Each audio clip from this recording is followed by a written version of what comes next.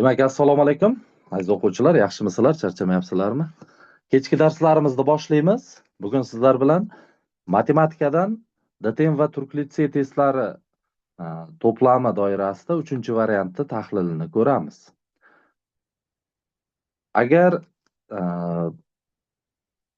kanalimizda yangilar bo'lsa, ya'ni offline darslarimizda yo'qlar bo'ladigan bo'lsa, biz shuni maslahat berardik. Har kuni ertalab tashlanyapti kanalga testlar. O'sha testlarni dars boshlanguncha bir marta ishlab ko'rish kerak. Undan keyin jonli darsga qatnashadigan bo'lsangiz, ancha manfaatli bo'ladi. Qayerda kamchilik bor, nimadan keyin nima qilish kerak, o'sha yaxshiroq tushunib olasizlar. Offline darslarimizdagi o'quvchilar bo'ladigan bo'lsa, biz ular bilan qog'ozga chiqarib, vaqtga qo'yib ishlaganmiz bu testlarni, ishlab boryapmiz. Hozir ham. Demak, boshlaymiz darsimizni. Birinchi misolga e'tibor qilasizlar. Birinchi misolda nima deyapti? Mana shuni hisoblang degan, juda ham oddiy hisoblash, lekin bu yerda ham umumiy maxraj berib, boshqa qilib ketib qolish kerak emas. Yaxshilab e'tibor qiladigan bo'lsalaring, maxrajlar 7, 21, 8, 24, 9, 27, ya'ni bir-biriga yaqin sonlar joylashgan bu yerda. Biz buni nima qilamiz? Diqqat bilan e'tibor qiling. Biz suratdan 2 ni chiqarib yuboramiz. Suratdan 2 ni chiqarib yuboramiz. Nima qoladi bizda? 2 taqsim 7 plus 2 taqsim 8, buni qisqartirmang, turaversin shu turish, plus 2 taqsim 9. Endi maxrajga e'tibor qilamiz. Maxrajdan biz 1 taqsim 3 ni chiqarib yuboradigan bo'lsak, 1 taqsim 3 ni maxrajda qavuschida ham 2 taqsim 7, 2 taqsim 8 hamda 2 taqsim 9lar hosil bo'ladi. Demak, yaxshilab e'tibor qilamiz. Bizda nima bo'lib qoldi? Mana bu qavs tishlari bir xil bo'lib qoldi. Ularni bemalol qisqartirib yuborsak bo'ladi. Qisqartirib yuboradigan bo'lsak, suratda 2, maxrajda 1 taqsim 3 bo'ladi. Bo'lishni ko'paytirishga aylantiramiz. 2 ko'paygani 3, 6 degan javobni belgilab qo'yamiz. Qarang, demak, hisoblash jarayonida ham bizga kasr berilyapti ekan deb umumiy maxraj berib ishlab ketish kerak emas. Mana shunday ishlasak oson bo'ladi. Ikkinchi misol, quyidagilardan qaysi biri birga yaqin deyapti. Qarang, bir narsani to'g'ri tushunish kerak bu yerda. Birga yaqin nima degani? O'ng tarafdan ham, chap tarafdan ham yaqinroq son bo'lsa bo'ldi. Aytaylik, birga o'ng tarafdan yarim birlik uzoqlikda 1,5 soni joylashgan o'ng tarafida, chap tarafida esa 0,5 soni joylashgan. Mana shu asosda taqqoslaymiz buni ham. E'tibor qilsangiz, demak, 1 bilan solishtiryapmiz. Bu 1 minus 1 taqsim 9 degani. B javobda 1 minus nima degani bu? 7 taqsim 16 degani. Xo'p, keyingisi nima bo'ladi? 1 minus 1 taqsim 11. Mana. Xo'sh, va oxirgisi 1 plus 1 taqsim 12.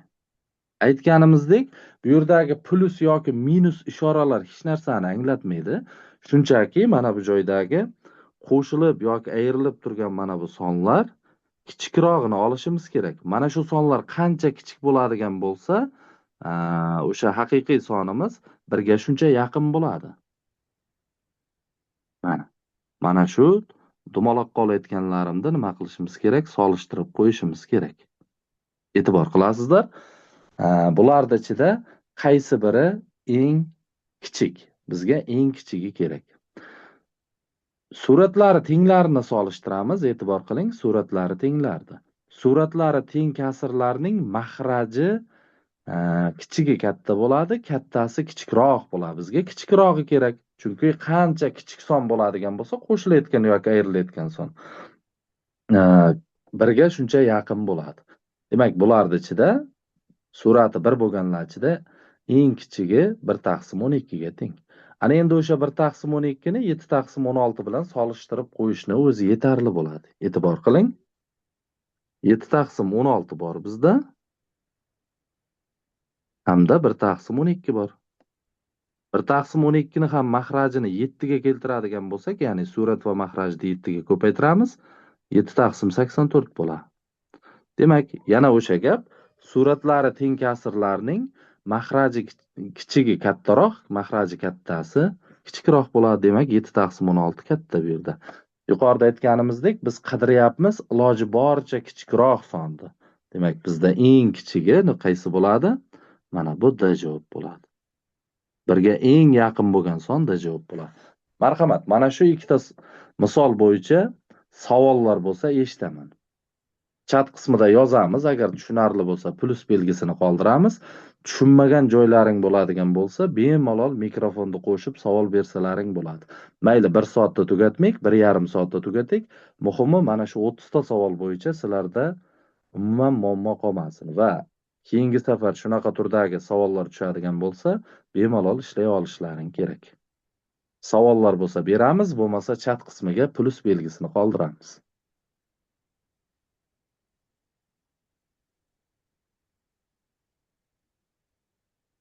Demak, chatda pluslar to'lib ketdi. Demak, hammaga tushunarli bo'ldi. Birinchi, ikkinchi misollar yechimi tushunarli bo'lgan bo'lsa, biz sizlar bilan 3-testni tahliliga o'tamiz. Mana shu test ko'pchilikni chalg'itib qo'ygan testlardan biri bo'lishi mumkin. Men aytgan chalg'itadigan testlardan bittasi mana shu edi. Xo'p, yozamiz chat qismiga javoblarni kim necha chiqardi 3-savolda va nima uchun? 4, 6, 8, 9. Bizga aytgan x ning nechta natural qiymatida mana shu ifoda noto'g'ri kasr bo'ladi. Bilamiz, noto'g'ri kasr bo'lish uchun surat mahrajdan katta bo'lishi kerak. Marhamat.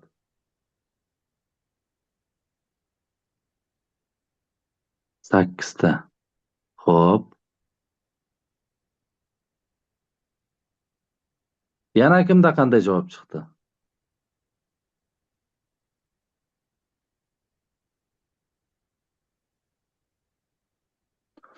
Darsimizni muhokama asosida o'tdik, foydaliroq bo'ladi. 8 ta. Xo'sh. 8 ta. Xo'p, kim mikrofonni qo'shib menga tushuntiradi? Nima uchun 8 ta? Ko'pchilik 9 ta deydi bu yerda. 6 ta emasmi? Kim mikrofonni qo'shib tushuntiradi? Nima uchun 8 ta? Bekzod, Oydin, Mahliyo, kim tushuntiradi? O'zim qo'shgani Bekzod. Qizlarimiz tortinyapti.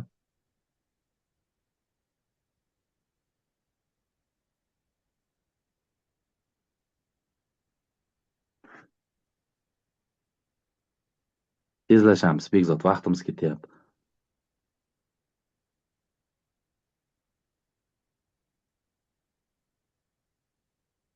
Ungacha men yozib turaman mana bularni. Demak, bo'lish kerak bu yerda. Labay. Darsdan tashqari nima borda? Gap bor. Uni keyin gaplashamiz. Shu mahrajda 2x minus 3 kichik 15 dan deymiz.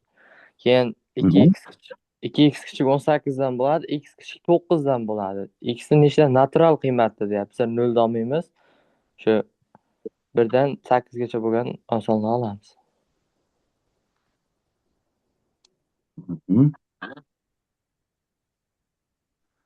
Endi senga savol, Bekzod. Noto'g'ri kasr deganda surat bilan mahraj teng bo'lishi mumkin emasmi?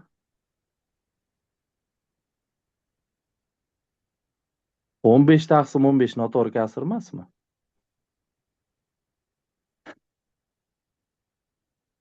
Noto'g'ri kasr bo'lish uchun surat mahrajdan katta bo'lishi kerak yoki teng bo'lishi kerak? To'g'rimi? Mana shu bo'yicha ishlasak, nima bo'ladi? 2x kichik yoki teng 18 dan, x kichik yoki teng nimadan bo'ladi? 9 dan bo'ladi. Endi bu bo'yicha 9 ta bo'lyapti-ku. Mana shu joyda nozik joyi bor-da. 8 ta deganlar hammasi shunaqa o'ylaganmi? Surat mahrajga teng bo'lsa ham noto'g'ri kasr bo'laveradi. Xo'p, fikrlar bormi? Bo'lmasa o'zim aytaman. 2x minus 3 katta bo'lishi kerak 0 dan.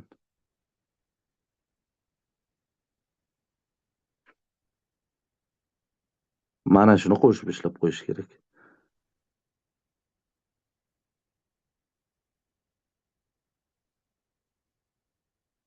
X katta 1,5 dan uni birlashtirib qo'yadigan bo'lsak, x tegishli 1,5 dan 9 gacha.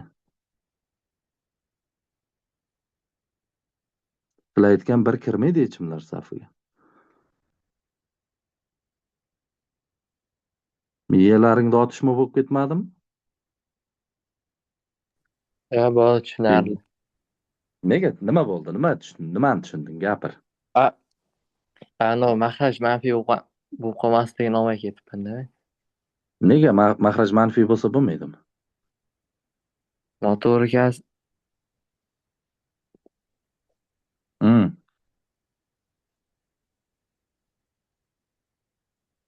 Gapir. Gapir, eshitaman.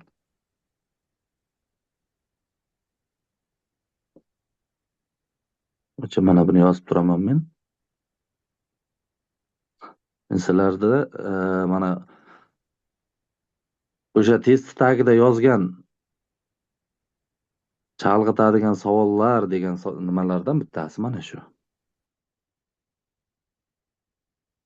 Yangi ma'lumot o'rganib chiqib ketasizlar dedim-ku.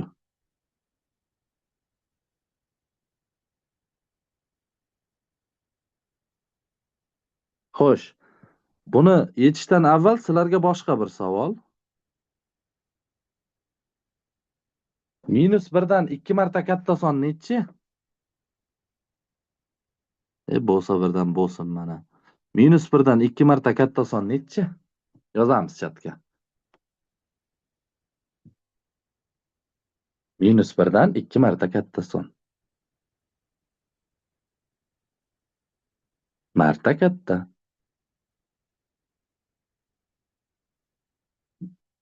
Yozaveringlar, xato bo'lsa ham o'rganasizlar-da shu bahonada. Yozamiz chat qismiga -1 dan 2 marta katta son nechi?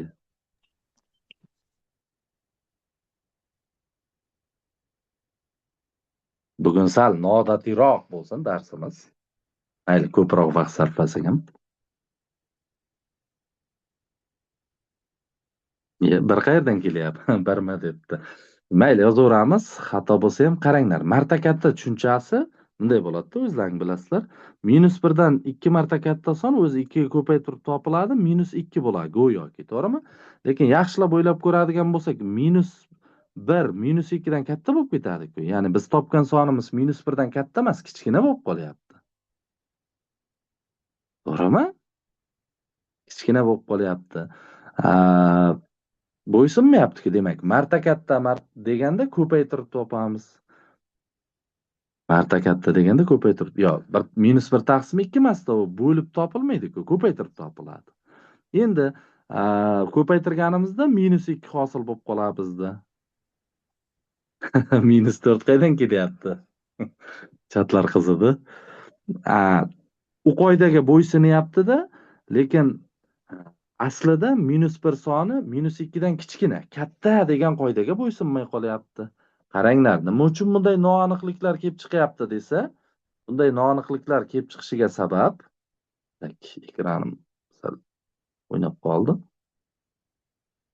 Manfiy sonlarga nisbatan marta katta, marta kichik tushunchasi ishlatilmaydi. Shuning uchun bu yerda bu qoidalarimiz ishlamay qolyapti. Bir ishlasa, ikkinchisi ishlamay qolyapti. Tushuntira oldimmi? -1 dan 2 marta katta son mavjud emas. Marta katta, marta kichik tushunchasi faqatgina musbat sonlarga nisbatan ishlatiladi. Manfiy sonlarda yo'q u tushuncha. Xuddi shunday mahrajlaring, umuman olganda biz oddiy kasrlarni o'tgan paytimizda surati mahrajidan kichik bo'lgan kasrlar to'g'ri kasrlar, surati mahrajidan katta yoki mahrajiga teng bo'lgan kasrlar noto'g'ri kasrlar deb o'rganganmiz. Keyin ularni oldiga minus qo'yib ratsional sonlarni hosil qilib ketganmiz. Xuddi natural sonlar oldiga minus qo'yib butun sonlarni qo'shganimiz singari. Bu birinchidan. Ikkinchidan, ratsional son deb nimaga aytiladi desa, ratsional son qanaqa ko'rinishda bo'ladi? Qaranglar. Yozaman. Shuni mana shu joyga qoida sifatida kiritib ketsam ham bo'ladi. Ratsional son qanaqa ko'rinishda bo'ladi? Surati butun son bo'ladi, mahraji natural son bo'ladi. Hozir sizlar birni qo'yib qo'yadigan bo'lsalaring, birni qo'ysalaring nima hosil bo'ladi? 15 taqsim minus 1 hosil bo'ladi. Bu qoidaga bo'ysunmay qoladi. Ana endi yetib bordimi? Nimadir o'rgandilaringmi? Hali 3 ta misol bo'ldi boshlaganimizga. Nimadir o'rgandilaringmi? Yozamiz chat qismiga. Menimcha bu sizlar ko'pchilikka yangilik bo'ldi. Mikrofonni o'chirib qo'yamiz.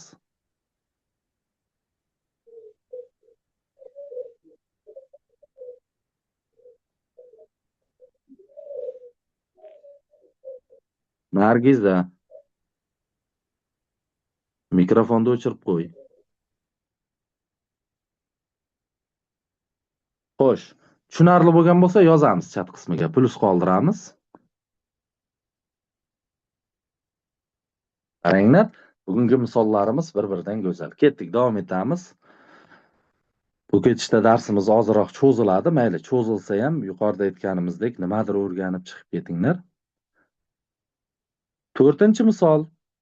Mana shunday bo'ladigan bo'lsa, tangens x ni toping deyapti. Bu juda oson misol. Har ikkala tomonni tangenslab yuborasizlar. Chapda o'ng tomon birinchi yozay. Mana tangens x teng tangens arc tangens 3/5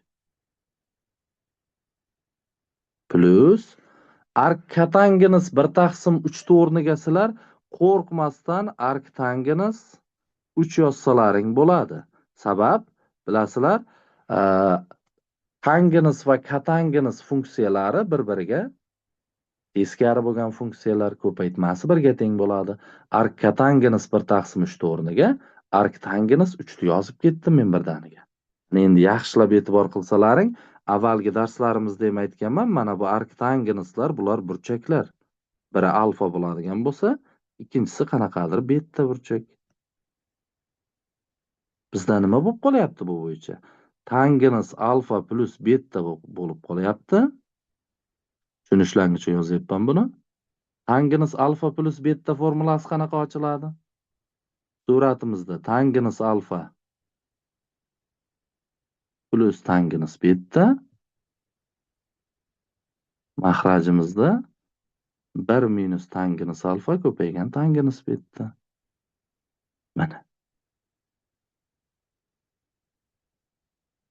Mana shu bo'yicha ochiladi. Alfani joyida nima kelyapti? Arc tangens 3/5, betani joyida arc tangens 3 kelyapti. Ana endi tangens arc tangens degan narsa bizga nimani berardi? Uni ham yozib ketay mana. Tangens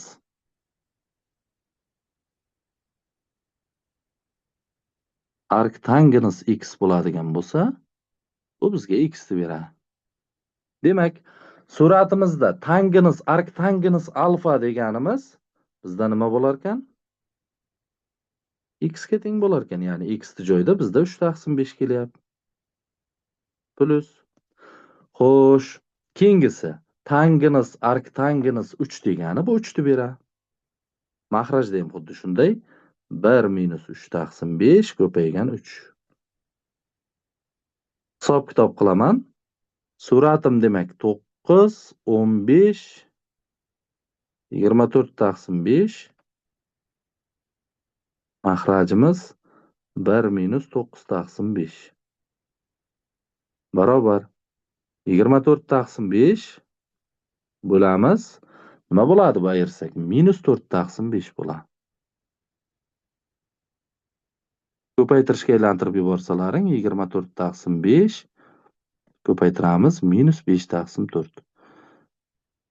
5lar qisqarib ketdi. 24 bilan 4 qisqaradigan bo'lsa 6 qoladi. Mana minus bilan -6 qolyapti. Marhamat. Savol bo'lsa, yo'q, adashdikmi biron joyda? Tak. 15, uzr, mana 9 deb ketibmiz. Mana bu joyda salgina texnik xatolik ketibdi. 15 18 bo'ladi mana, uzr. Tak, 15 18 mana shu yerda to'g'rilab ketik. Xo'sh, mahrajimiz to'g'ri, mana bu 18 bo'ladi. Endi katta shaharlarda ham kichik ko'ngilsizliklar bo'lib turadi edi-ku. Mana shu 18 bo'ladi. Shunda bizda nima hosil bo'ladi? -18 taqsim 4 hosil bo'ladi. Buni ham qisqartirib qo'ysak, -9 taqsim 2 degan javob hosil bo'ladi. Ana endi to'g'ri bo'ldi.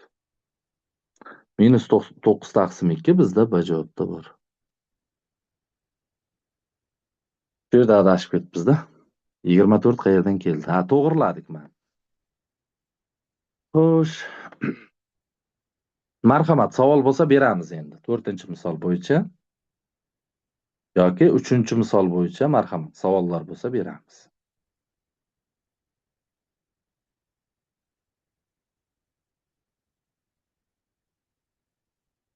Ha, rahmat Gulnoza, senga ham rahmat qo'llab turganing uchun. Savol yo'qmi? Unda davom etamiz. 5-masala, e'tibor qiling. Quyidagi rasmda A va B qutilaridagi tuxumlar soni ko'rsatilgan. Demak, ko'rinib turibdi. A rasmda nechta tuxum bor ekan? A rasmda mana yozib ketaman. Xo'sh, 8 ta tuxum bor ekan. Ana endi B rasmda nechta tuxum bor? 4 ta tuxum bor.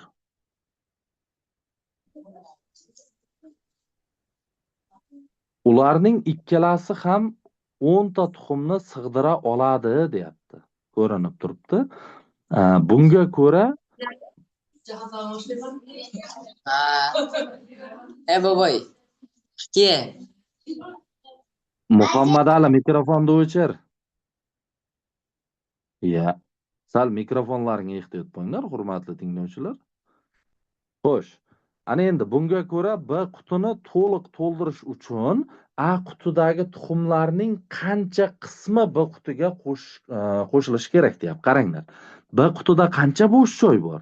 6 ta bo'sh joy bor. Demak, biz A qutidan 6 ta tuxumni B qutiga olib o'tishimiz kerak. Mana shunda B quti to'ladi. Aytyapti, qaranglar. Qanday qismini deyapti. Qanday qismini? Demak, A rasmdagi qutida jami 8 ta tuxum bor. Shundan 6 tasini B qutiga o'tkazish kerak. Qanday qismini degani uchun o'tkazilayotgan tuxumlar soni jami tuxumlar soniga bo'lib qo'yiladi. Qisqartirib qo'ysak, 3 taqsim 4 qismini o'tkazish kerak. Son nuqtai nazaridan 6 tani o'tkazish kerak. Qism nuqtai nazaridan 3 taqsim 4 qismini o'tkazish kerak. Ertaga savol o'zgarishi mumkin. Qancha foizini o'tkazish kerak deydigan bo'lsa, buni 100% ga ko'paytirib qo'yasizlar, 75% ni o'tkazish kerak. Tushunarli bo'ldimi? Qaranglar, birorta masalada ko'p yozuv yozganim yo'q. O'sha tashab ketilgan joyga sig'ayapti.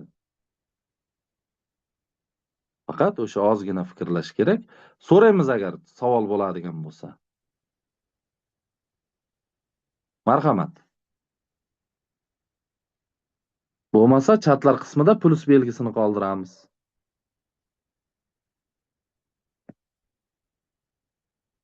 Tak.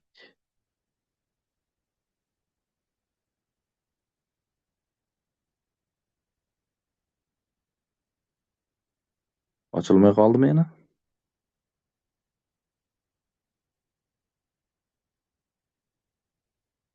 Bosaychi.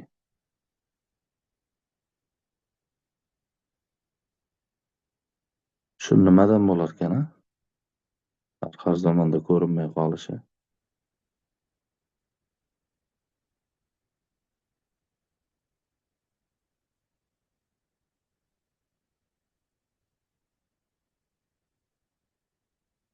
Bir daqiqa.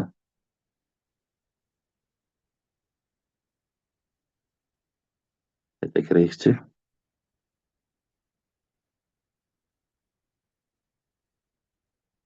Texnik nosozlik bo'lib qoldi.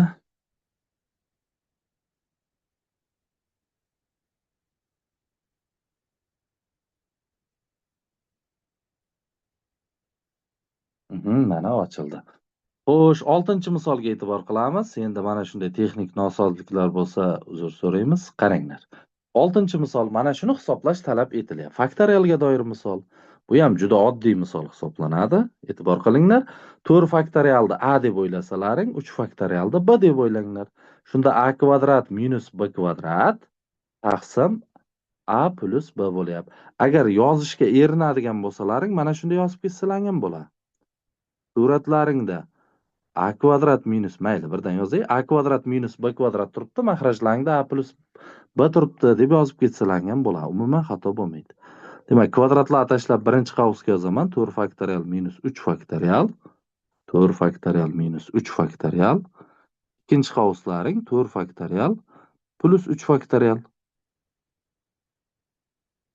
Mahrajga tushamiz. 4 faktorial plus 3 faktorial. Nima bo'ladi? Mahraj bilan ikkinchi qavs qisqarib ketadi. Shunda nima qoladi bizda? 4 faktorial minus 3 faktorial qoladi. Bilamiz 4 faktorial. 1 dan 4 gacha sonlar ko'paytmasi, ya'ni 24 ga teng. 3 faktorial 1 dan 3 gacha sonlar ko'paytmasi 6 ga teng. Ayirib qo'ysalaring 18 degan javobni olib ketasizlar. Mana keyingi misol yana faktorialga doir. Bu testimizda 3 ta misol qo'yganmiz faktorialga doir. Nima uchun o'sha faktorial mavzusi yopilsin? 7-chi misol. Xo'sh, a faktorialning faktoriali 720 dan kichik yoki teng deyapti. Mana shu shartni qanoatlantiradigan a ning nechta qiymati bor deb savol berilgan bizga. E'tibor qilinglar. Biz nimani bilamiz? Biz biladigan narsa 6 faktorial 720 ga tengligini bilamiz. Ana endi shu bo'yicha fikrlaydigan bo'lsak, bizda nima bo'lyapti? Qaranglar. A faktorialning faktoriali kichik yoki teng 6 faktorial. Mana 6 faktorial. Tenglikda har ikkala tarafidan faktoriallar tashab yuboradigan bo'lsalaring nima bo'ladi? A faktorial kichik yoki teng 6 dan bo'ladi. Bo'ldi. Mana shunday ishlab qo'ysalaring ham bo'ladi. Yoki buni ham xuddi yuqoridagidek yozsam, a faktorial kichik yoki teng 3 faktorial. Bu ham a kichik yoki teng 3 bo'ladi. Faqat mana shu joyda adashib ketmaslik kerak. Adashib ketmanglar. Bu yerda a ning qiymatlari qaysilar?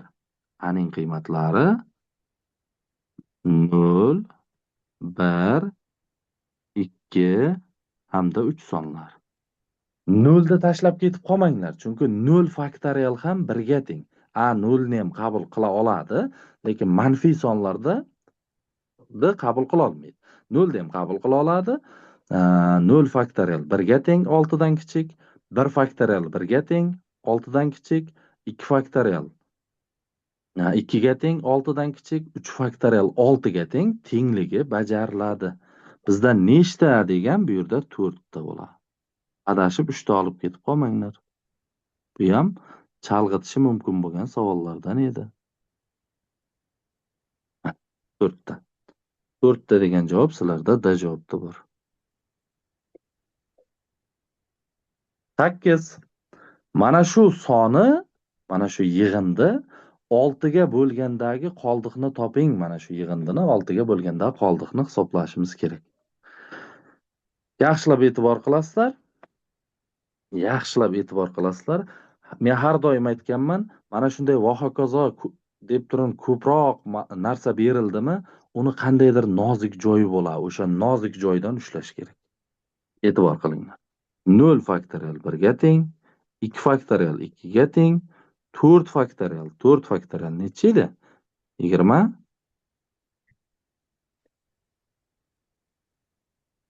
4. Bunisi 6 faktorialimiz undan ham kattaroq, ya'ni 24 ko'paygan 5 ko'paygan 6 bo'ladi. Va hokazo mana shunday davom etyapti. E'tibor qilinglar. 6 ga bo'lgandagi qoldiq deyapti. Yaxshilab e'tibor qiladigan bo'lsalaring, birinchisini 6 ga bo'lganda, ya'ni 1ni 6 ga bo'lganda 1 qoldiq qoladi. Chiroyli qilib yozaylik.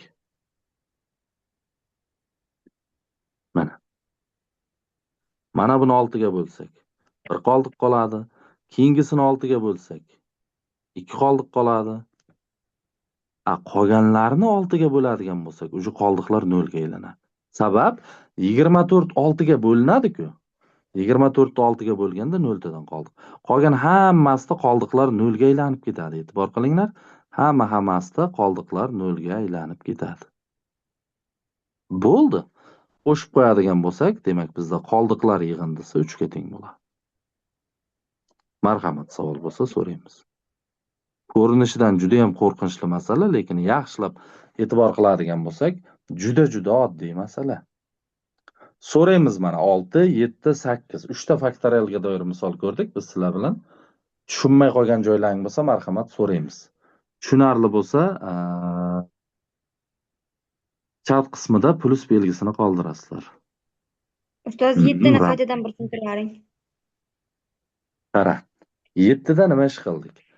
Misol uchun ikki tomonda ham logaritm bo'lsa tashlab yuborish mumkin-ku. Xuddi shunday ikkala tomonda ham faktorial hosil qilyapman. Diqqat qil. Men bilaman, mana bu narsani belgilab qo'yay. 6 faktorial 720 ga tengligini bilaman. Ya'ni 1 dan 6 gacha sonlar ko'paytmasi 720 ni beradi.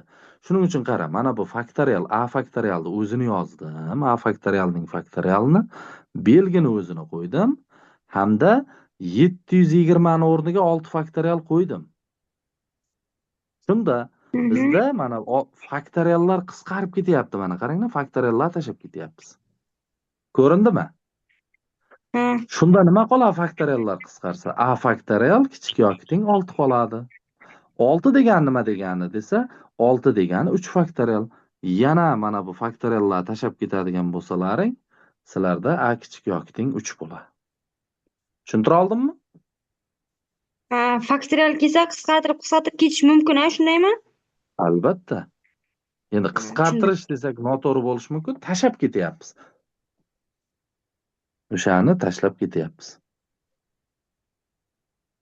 Ikki tomondan ham bir xil faktoriallar tashlab ketyapmiz-da. Endi mana bu joyda ehtiyot bo'lish kerak. Oxirida ko'pchilik 1 2 3 topib ketib qoladi-da, lekin 0 ham bor-da, 0 faktorial ham 1 ga teng. Buni darslarimizda isbotlab berganmiz. Sizlar ham bor edilar. 0 faktorial ham 1 ga teng, shuning uchun 0 da ham olasizlar. 4 ta bo'ladi. Kimda savol bor yana qayerda? Bemalol so'ravringlar. O'zi maqsadimiz sizlarni bo'shliqlaringni to'ldirish. Maktabda ham 5 soatlab dars o'tyapmiz o'zi shusiz ham. Mana shu testlar yordamida bo'shliqlaringni to'ldirishimiz kerak. Tushunarli ustoz. Yaxshi. Davom etamiz undayda. Xo'sh, bizda 9-misol. X, Y ikki xonali son deyilgan. Bunga ko'ra X, Y sonidan nechta yozish mumkin? Mana shunday sonlardan nechta yozish mumkin? Qaranglar. Bu nima bo'lyapti? Bu X, Y soni, mana ikki xonali son bo'ladigan bo'lsa, bo'linyapti 2x plus y ga. Natija 3 bo'lyapti-da, to'liqsiz bo'linma 3 ga, qoldiq 2 ga teng bo'lib qolyapti. Mana. Qoldiqlar bo'lish bo'yicha yozib olsalaring, bu x, y. nima bo'ladi? Teng bo'ladi. Xo'sh, 2x plus y ko'paygan 3 plus 2 bo'ladi. Ana endi ochib olamiz. Bugun ham darsda ko'rsatdim.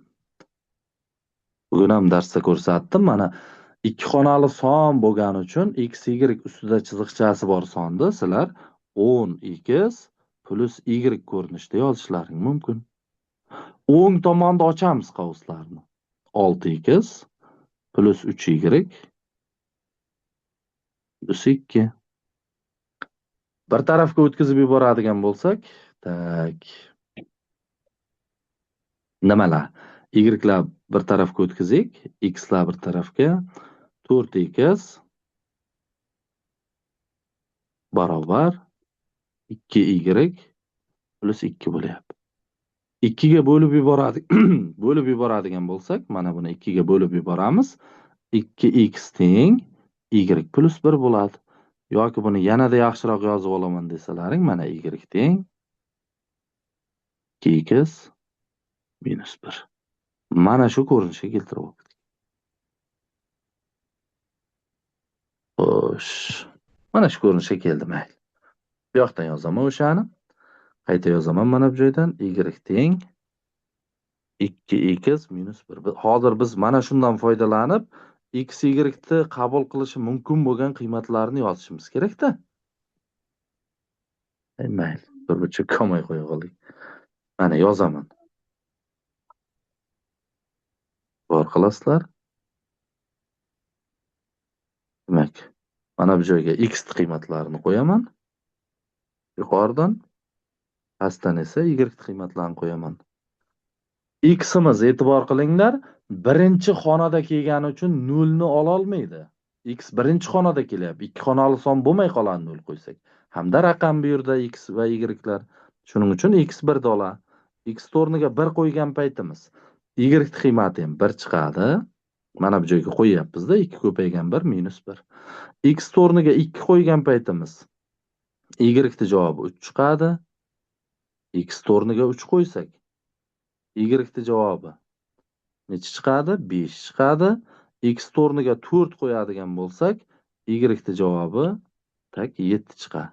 Demak, 5 ni ham qo'ya olamiz. 5 qo'yadigan bo'lsak, 10 dan 1 dayrasizlar 9 qoladi. Undan uyog'ini qo'ya olmaymiz. Sabab 6 ni qo'yadigan bo'lsalaring, 6 qiymatini qo'yadigan bo'lsalaring nima bo'ladi? Y qiymat 11 bo'lib qoladi. Ya'ni raqam bo'lmay qoladi. Bu yerda x va y'lar raqam-ku. Endi savolga bitta qaytaman. X, y sonini nechta yozish mumkin degan. Mana yozib ko'rsataman. Demak, 1, 2, 3, 4, 5 ta ekan. O'shalarni yanada tushunarli bo'lish uchun yozib ko'rsatay.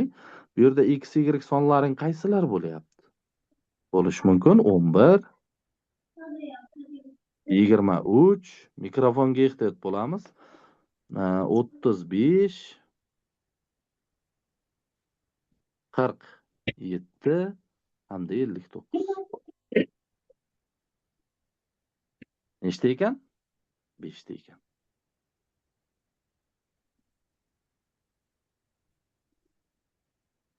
Javob 5. kimniki shu mikrofon? Mohira opaniki.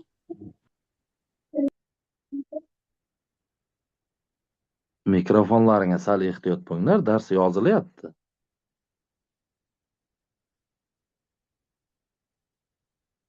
Mana. Savol bo'lsa so'raymiz, marhamat. Savol berishga ham hojat qoldirmayapsiz, debdi, rahmat. Sal mikrofonlaringga ehtiyot bo'lasizlar. Demak, 10-misolga keldik sizlar bilan. 10-misol.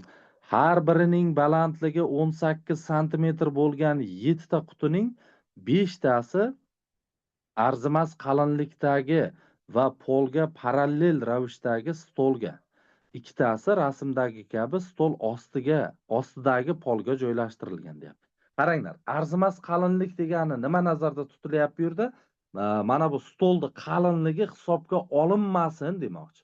Masalan, 1 sm, 2 sm deymiz-ku, o'shani umuman hisobga olmanglar demoqchi. Arzimas qalinlik deganda shu nazar tutilyapti. Demak, berilgan ma'lumotlarga ko'ra BA necha santimetr bo'ladi? Yaxshi savol. Yaxshi savol. AB va BAlarni biz sizlar bilan nima qilishimiz kerak? Yozib chiqishimiz kerak. Endi bu yerda mana bu qutilarni balandligi bor. E'tibor qilinglar. Qutilar balandligi bor. Yozaman mana bu joyga. Qizilda yozay, yaxshi ko'rinadi. Nechta quti bor? 1, 2, 3, 4, 5 ta shartida ham aytilgan. Mana shu 5 ta quti har biri 18 santimetrdan bo'ladigan bo'lsa, mana bu jami qutilarning balandligi qancha bo'lyapti? 90 santimetr bo'lyapti. Ana endi pastda ikkita quti bor. O'sha qutini balandligi qancha bo'lyapti? Mana e'tibor qilamiz. Pastda ikkita qutini balandligi 1, ikkita quti bor. Har biri 18 dan bo'lsa, 36 santimetr bo'lyapti.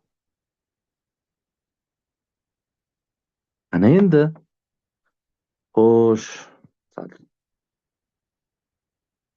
chaproqdan yozaylik. 6 santimetr mana. Ana endi e'tibor qilinglar, qayer qolib ketdi? Mana qizilda chizyapman, mana bu joy qolib ketdi. Xo'sh, sal qalinroq chizib beraylik o'shani.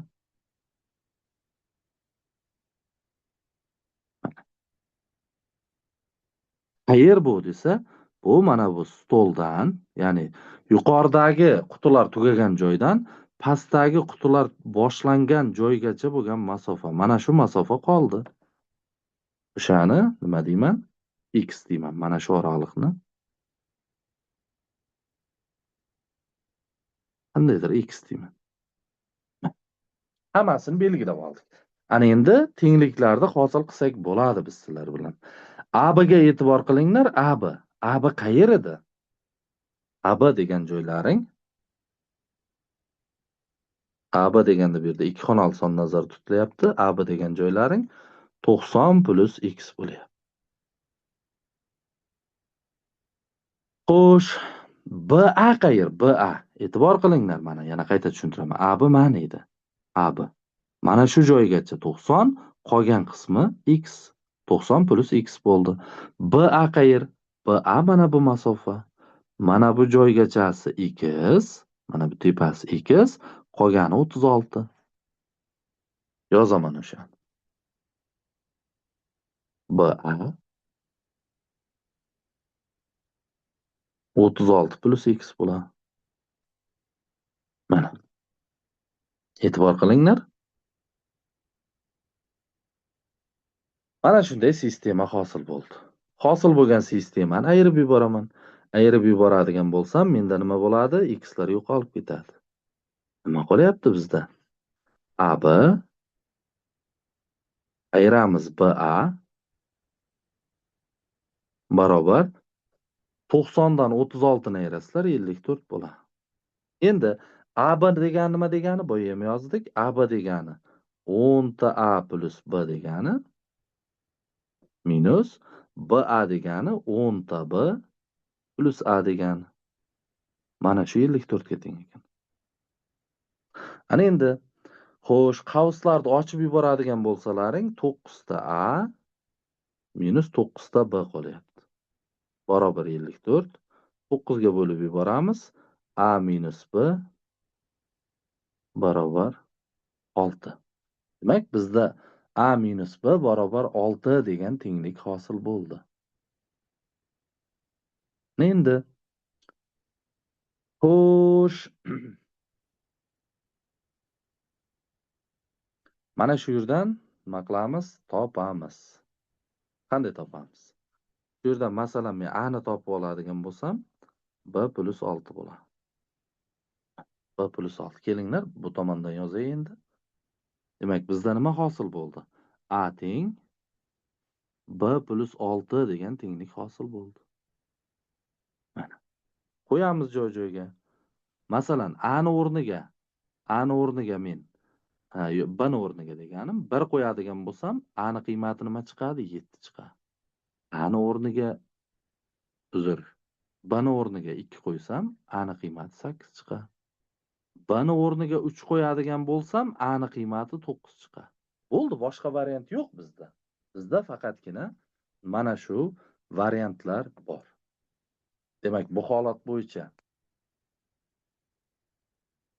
yozamiz. Demak, bizdan nimani so'ragandi o'zi? BA ni so'ragan. BA ni. Bu holat bo'yicha yozadigan bo'lsak, BA ni qiymati nechilar chiqishi mumkin? 17 chiqishi mumkin. 28 chiqishi mumkin. Yoki 39 chiqishi mumkin. Mana shular bo'lishi mumkin. Xo'sh, qaysi bor kalitda bizlarda? 39 bor ekan. Javob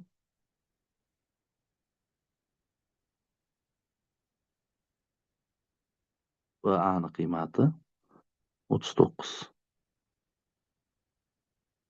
Endi bu yerda AB va BAlar mana bu chiziqchalar qolib ketgan aslida.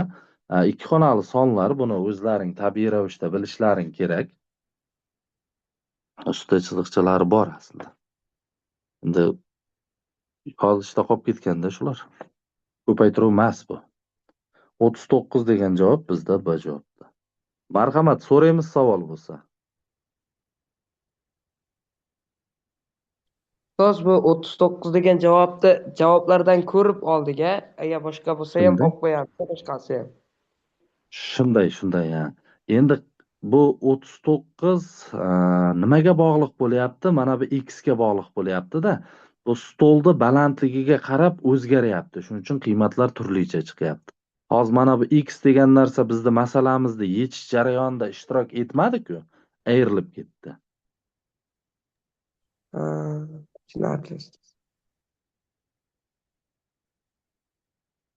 Endi o'ylab ko'ringlar, BA o'zi tayin mana bu joydagi uzunligimiz, yaxshilab e'tibor beringlar. BA deganlaring mana bu-da. Xo'sh, uni ikkita qismga bo'lsak, mana BA ni mana bu joygacha bo'lgan qismi mana 36. Qolgan qismi nechi bo'lishi kerak? O'zi qolganlar olinmasam ekan-ku. To'xtanglar. Bo'ldi, mana bular olinmaydi ham. Nima uchun olinmaydi? Mana hozir yechim berdik, qaranglar. To'lig'i BA bo'lishi kerak. Mana bu joygachasi o'zi 36 bo'lsa, yana nimadir qo'shilishi kerak-ku. 36 ga nimadir qo'shilib, keyin nima bo'ladi? Hosil bo'ladi. Shuning uchun bu yerda 17 va 28 degan javoblar mana bu shartni bajarmayapti. Mana shu shartni bajarmayapti. Shuning uchun olinmayapti bular. 39 olinishining asosiy sababi mana shu yerda. X ga bog'liq bo'lib qolyapti-da. Tushunarlimi? Tushunarli ustoz, rahmat. Mana shu yerda salgina xato gapirib ketibmiz boya, x ga bog'liq deb yo'q. Bu yerda o'zi BA ni bir qismi 36, unga yana nimadir qo'shilishi kerak. Qo'shilganda 39 bo'ladi. 17, 28 lar bo'lish uchun u quti kovlab yerga ko'milishi kerak-da u. Unaqa bo'lmaydi-ku. X yuzada turibdi, polda turibdi. Masalalarni, misollarni men ham sizlar bilan bir vaqtda yechyapman, oldindan yechib, tayyorlanib darsga kirganim yo'q. Shuning uchun ba'zi joyda xato gapirib ketsak, oldindan uzr so'raymiz. Yaxshi, tushungan bo'lsalaring 11 ga o'tamiz. 11-masala. Yig'indini hisoblang deyapti. Endi bundan oson masala bormi? Hammasi nima bo'ladi? Hammasi -1lar hosil bo'ladi. Har ikkitaligida -1 hosil bo'ladi. Har ikkitaligini sherik qilsalaring -1lar hosil bo'ladi. Mana bu joyda -1 hosil bo'ladi. Adashadigan narsa shu bu yerda. -1. Qaranglar, 1 bilan 2, 3 bilan 4, 5 bilan 6 va hokazo 123 bilan 124 da. 125 o'zi alohida bo'lib qolyapti. O'zi alohida. Qaranglar, -1lar nechta sizlarda? -1lar. 124 ni 2 ga bo'lsalang 62 ta. Plus davomida 125 bor. Demak, -62 plus 125. Hisob kitob qilib qo'yasizlar, 63 bo'ladi. Shundaymi? So'raymiz tushunarli. savol bo'lsa. Shunda ham xato qilganlar bor ichimizda. Sherik qilib olishda ehtiyot bo'lasizlar. 1 bilan 2 sherik bo'lyapti, 3 bilan 4 va hokazo. Atay mana bu joyga 123 ni yozmay ketganmiz. Qani o'quvchi chalg'iydimi, yo'qmi, shuni bilish uchun. 123 bilan 124 sherik bo'ladi. -1 bo'ladi, 125 alohida ortib qoladi. Dars tabiiy chiqish uchun tayyorgarliksiz kiraman odatda darsga. Chunki men nimani his qilyapman, qayerda xato qilishim mumkin, o'quvchilar ham qayerda xato qilishi mumkin. Mana shularni sizlar живой tarzda ko'rishlaring kerak. O'zi maqsadimiz ham shu. U misolni yechilishini yodlab olib, undan keyin tushuntiradigan bo'lsak, bu foydasiz dars bo'ladi. Chunki o'quvchi o'qituvchini qanday fikrlayotganini ko'rish kerak-da. Ketdik, davom etamiz. Demak, 12-misol. Xo'p, 1 dan 43 gacha faqat toq sonlar qo'shilyapti suratda. Mahrajda 2 dan 42 gacha faqatgina juft sonlar qo'shilyapti.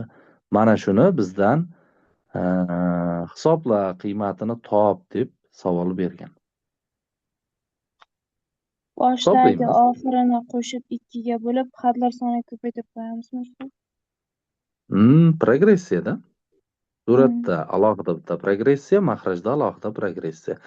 Yozaman. Suratni yig'indisi 1 + 43 taqsim 2 ko'paygan xatlar soni nechta? Eng qizig'i shu yerda-da.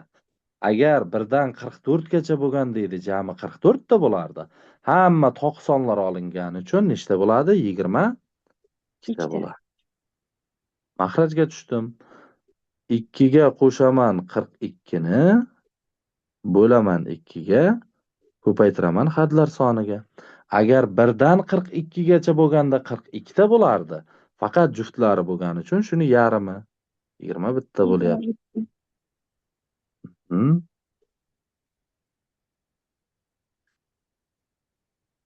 Barobar. Suratimiz demak. Nechi bo'lyapti? 22 ko'paygan 22 mi? 22 ko'paygan 22. Mahrajimiz 22 ko'paygan 22 ko'paygan 21.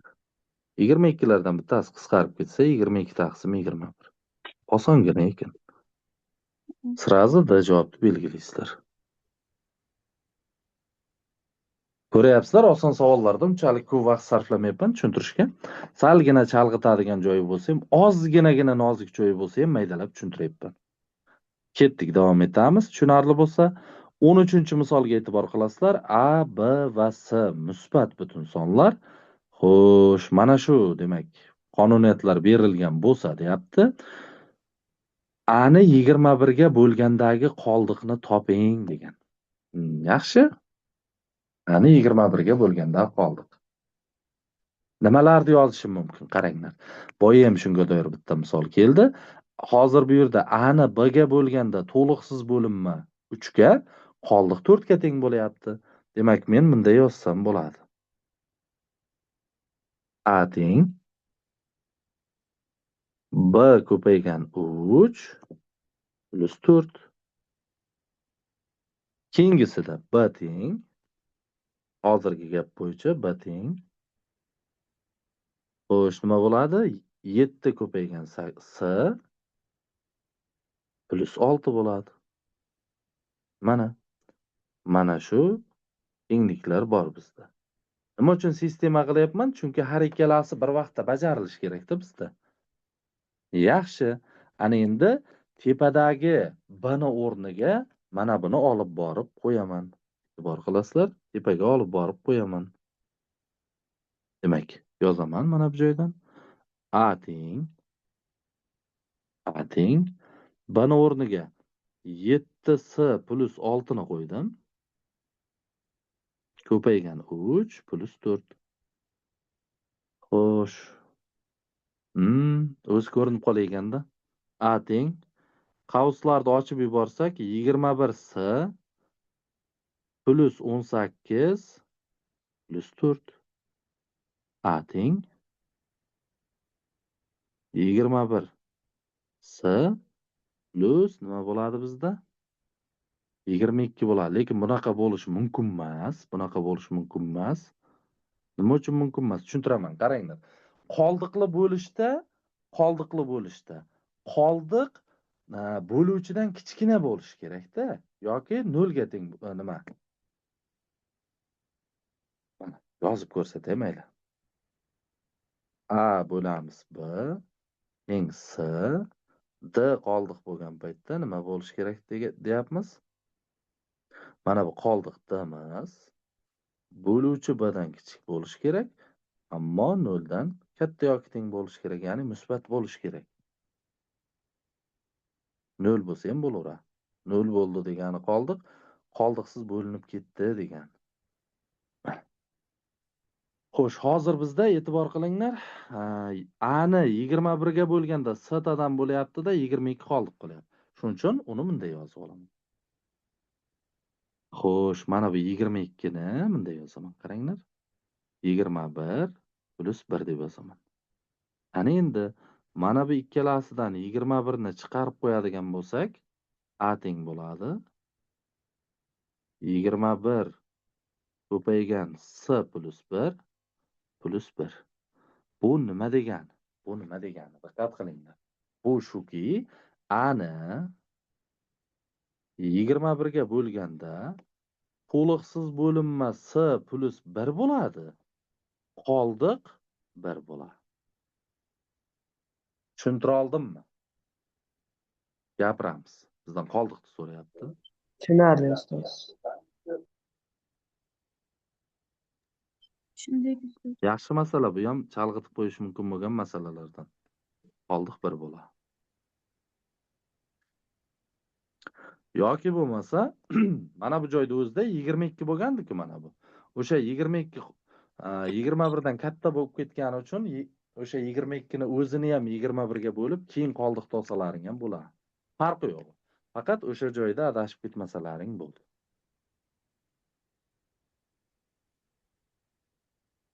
o'n to'rt. Xo'sh, demak x, y'lar berilyapti. Xo'p, oson misol ekan. Demak, yozaman. Suratda i kub x, y. Mahrajda i kub x, y. Bosh harflarni yozib ketsalaring ham bo'ladi. I kub deb yozib berish shart emas. O'z farqi shu k va b ku. Ana endi i kub topganda bilamiz, bittasida qatnashgan bo'lsa ham olaveramiz, hamda bir xil asoslilari bo'ladigan bo'lsa, darajasi kattasini olamiz. 2 ni 4-chisi bor, 2 ni 3-chisi bor, kattasini olamiz. 3 ta kubi bor, 3 ta 4-chisi bor, darajasi kattasini olamiz. 5 ta 4-chisi x ta bor, y ta yo'q, baribir olamiz. I kubda olinadi bu.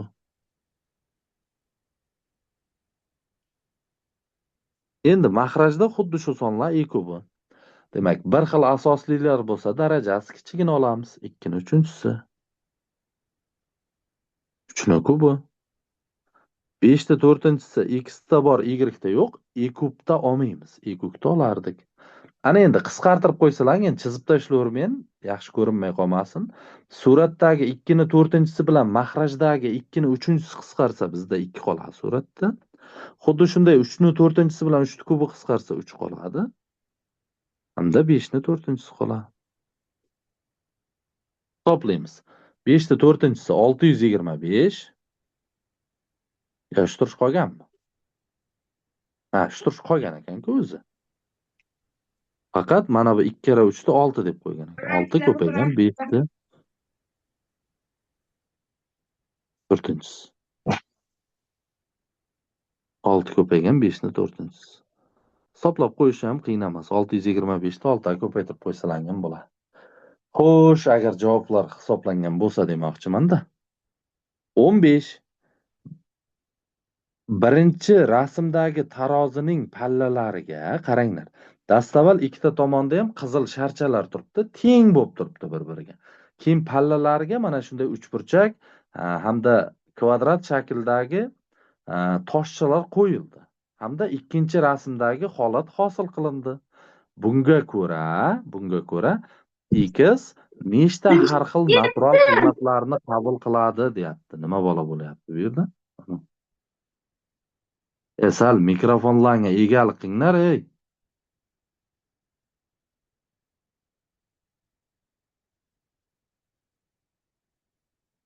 Xo'sh. Davom etamiz. Qaranglar. Xo'sh, chap tomonga nima qilingan? Ikkita uchburchak sharcha qo'yilgan. Mana uchburchak sharcha hamda kvadrat shakldagi sharchalarning qiymatlari berilgan. Ikkita uchburchak sharcha qo'yilgan, demak 2 ko'paygan 3x plus 1. O'ng tomonga 3 ta kvadrat sharcha qo'yilgan. 3 ko'paygan x plus 5. Ana endi e'tibor qilasizlar.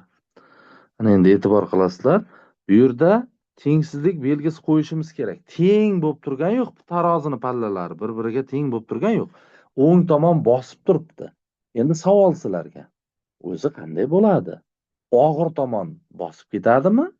Yo yengil tomon bosib ketadimi? Albatta og'ir tomon bosib ketadi. Shuning uchun o'ng tomon katta bo'ladi. Mana shu tengsizlikda ishlab qo'yish kerak-da va natural yechimlarini topib qo'yish kerak. Qaranglar, bu qiyin savol emas, bu hayotiy savol. Bu tengsizlikka o'tib olishni bilsalaring oson savol hisoblanadi. Qauslar ochaman. 6x plus 2 kichkina 3x plus 15. Chap tarafga o'tkazadigan bo'lsam 3x kichkina ichidan bo'lyapti, bizda 13 dan bo'lyapti. Xo'sh, x kichkina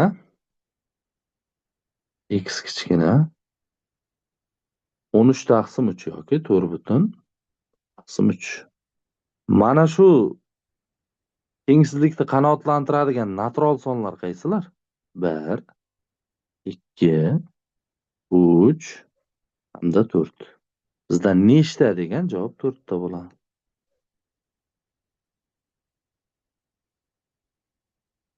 Marhamat, savol bo'lsa so'raymiz. Ustoz sharikchani 1 deb olyapsiz-a? Xuddi sharikchani 0 day, ya'ni yo'qday qilyapsiz. Shunday yo'qday olyapmiz, chunki ikkala tomon teng bo'lib turibdi-ku.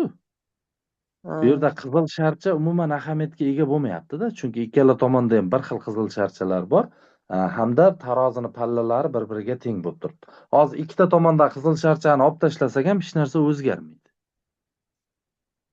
Tushunarli ustoz. Rahmat. 16-misol. Qaranglar, ko'paytma teng 0 bo'lib turibdi. Ko'paytma 0 ga teng bo'lish uchun har birini 0 ga teng deymiz. Yozaman. X kvadrat minus 4 teng 0. Keyingisi 2x kvadrat minus x minus 1 teng 0. Birinchisini yechaman. X kvadrat teng 4, x teng plus minus 2. Xo'sh, ikkinchisini masxara usulda ishlayman. X kvadrat minus x minus 2 teng 0 bo'ladi. Ildizlari minus 1 va 2 qaytarib 2 ga bo'lib qo'yadigan bo'lsalaring, x teng minus 1 taqsim 2, x teng 2 taqsim 2, ya'ni 1 bo'ladi. Endi savol sizlarga. Ikkala tomonda bir xil yechim chiqmadi-ku. Ikkalasida ham borini olamizmi bu yerda? Yo bittasida bor bo'lsa ham olib ketaveramizmi? Aytamiz. Bu yerda misolda bittasida borini olaveramiz, sababi bittasini 0 qilsa ham, bitta qavs 0 qilsa ham tenglik 0 bo'lib ketadi. Ko'paytma 0 ga aylanadi. O'zi aynan shu narsani ta'kidlash uchun ham bu misolni qo'yganmiz. Shu narsani ta'kidlash uchun ham qo'yganmiz. Bu yerda hammasi yechim bo'laveradi. Chunki bu bir-biriga bog'liq emas. Birinchidan, ikkinchidan bizda na maxraj, na ildiz bor. Agar ildiz yoki mahrajlar bo'ladigan bo'lsa, aniqlanish sohasiga qo'yib tekshirib ko'rardik. Demak, qaysi javobda bo'lyapmizda? Plus minus 2 tak 1 minus 1 taqsim 2 A javob ekan, xudo xolasa.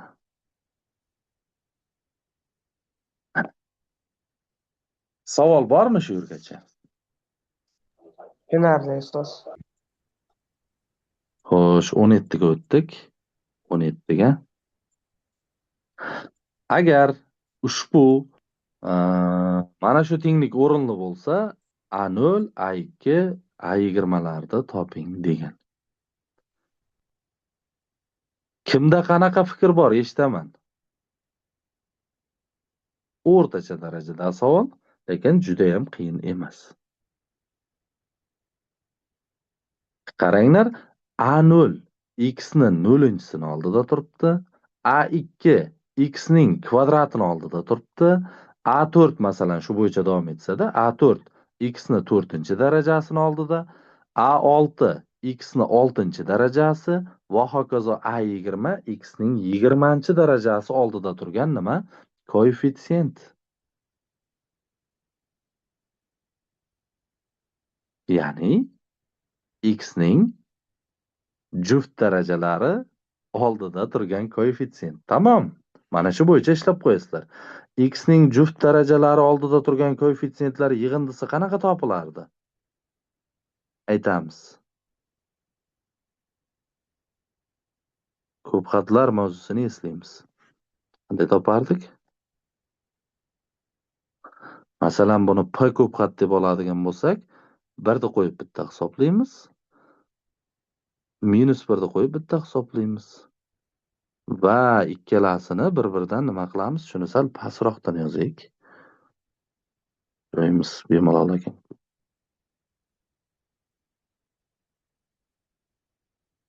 Mana. Bir marta hisobladik va ikkalasini qo'shib 2 ga bo'lamiz. Qaranglar, eslab qo'yinglar buni. X ning juft darajalari oldidagi koeffitsiyentlar yig'indisini topish uchun P1 va P-1 ni qo'shib 2 ga bo'lasizlar. Toq darajalari oldidagi koeffitsiyentlar yig'indisini topish uchun ayirib 2 ga bo'lasizlar. Qolgan joyi bir xil bo'ladi. Nima uchun? Sabablari tushuntirilgan darslarda. Demak, bizga nima kerak ekan? P1 kerak hamda P-1 kerak. Tepadan topib olaman. P nima edi desa, mana buni Px ko'p xat deb oldim-da endi. Tushunarli bo'lish uchun Px ko'p xat deb oldim. 1 minus x plus x kvadratning 20-si. Hisoblayman tepadan. P1 ni topaman. P1 x la o'rniga 1 qo'ysak. 1 minus 1 plus 1. 1 bo'lar ekan, 1 ni 20-si baribir 1 bo'ladi. Ana endi x la o'rniga minus 1 qo'yasizlar. Va minus 1. Minus 1 qo'yamiz. Mana bu x o'rniga minus 1 kelsa, oldida minus bilan plus 1 bo'lib ketadi, 2 bo'ladi. Mana bu joyga minus 1 kelsa, kvadrat ko'tariladi, baribir plus 1 bo'ladi. 1 plus 1 plus 1 hosil bo'lyapti. Ya'ni 3 bo'lyapti qavusdichi. Nima degani bu? 3 ning 20-darajasi degan. Bo'ldi. Joy-joyga qo'yib qo'yaman. Xabarlaring 1 chiqdi sizlarda. Xabarlaring. Xo'sh. Mana bu yerda 20 qaydan keldi? 10 dan. Shu joy 10 dan. Mana bu yerga xato yozgan ekanmiz. Tepasida 10 ekanda. Shu yerda adashib ketibmiz. Darajasi 10. Demak, 3 da 10-si qo'yamiz o'shalar. Xabarlaring 1 chiqdi. P-1laring 3 da 10-si chiqdi. Mahrajda 2. Tugadi. Tugadi deydi-ku. D javob.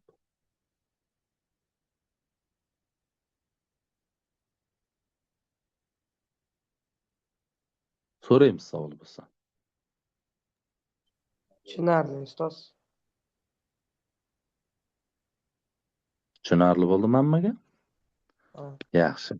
Qaranglar, bizdan so'ramayapti, mayli, so'ramayotgan bo'lsa ham topib keting. Mabodo ertaga sizlardan mana buni so'rasa nima qilasizlar? A1, A3, A5 va hokazo ketadi bu. A19 gacha. Biz 19 gachami? Ko'p xatga qarang. Ha, 19, 20 gacha qoqlar bo'lgani uchun 19 gacha bo'ladi.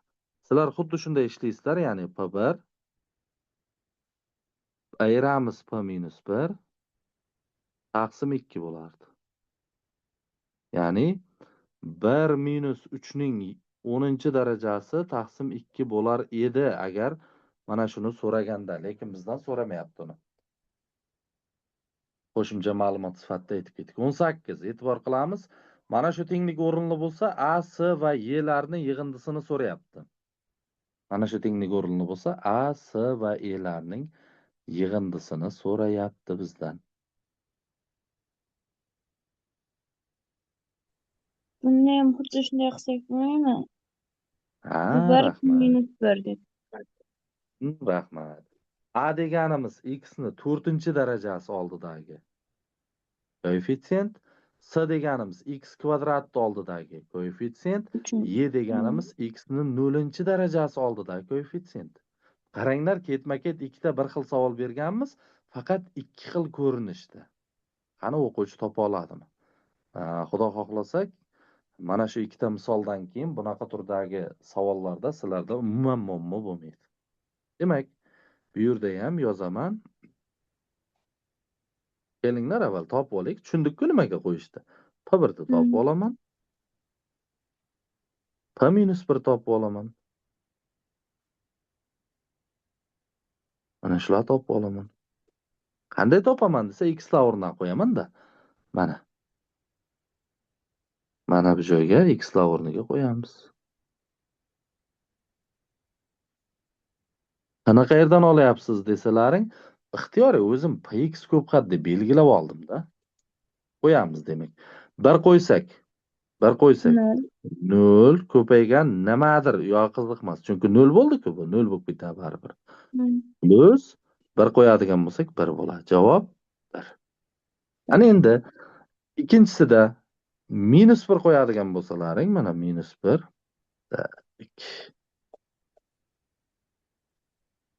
-1 qo'yapmiz. -1 ning kvadrati baribir nima bo'ladi? 1 bo'ladi. 1 dan ayriladi, bu ham 0 bo'lib ketadi. Qavs ichini yozib yurmanglar vaqt ketkizib. Xo'sh, oxiriga -1 qo'ysak, 2 ko'paygan -1 -2, mana bu bilan -3, 1 bilan. Javobimiz -3 ekan. Tamom? Shuni hisoblab qo'yaman. Qanday edi? Bizda A, S hamda E ni yig'indisi yana shunday bo'ladi. P1 P-1 taqsim 2.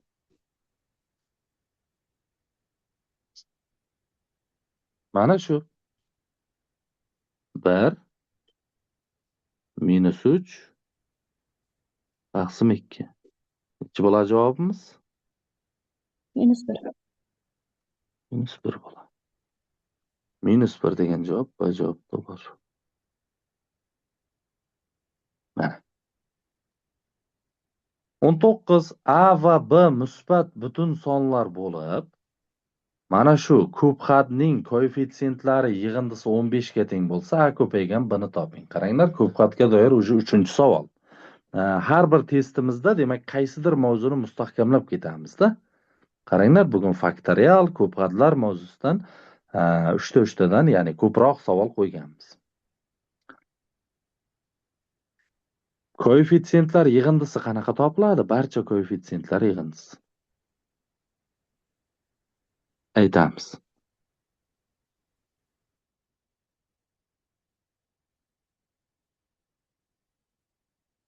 Rostdan bilmaysizlarmi yo uyalyapsizlarmi? X lar o'rniga 1 qo'yamizmi? Aytdi shuni. Ertaga videoni ko'rgan odam bular bilmas ekan degan tushuncha paydo bo'lmasin-da. Bilgan narsani uyalmasdan aytish kerak. Demak, x lar o'rniga 1 qo'yamiz, to'ppa-to'g'ri. Barcha koeffitsiyentlar yig'intisini topish uchun p x dagi x lar o'rniga 1 qo'yasizlar. Mana. Demak, shu qoida bo'yicha yuqorida x lar o'rniga 1 qo'ysam, p1 teng 1 plus a 1 plus b. Ana endi sizlarga aytgan p1laring 15 ga teng degan. Barcha koeffitsiyentlar yig'indisi 15 ga teng degan.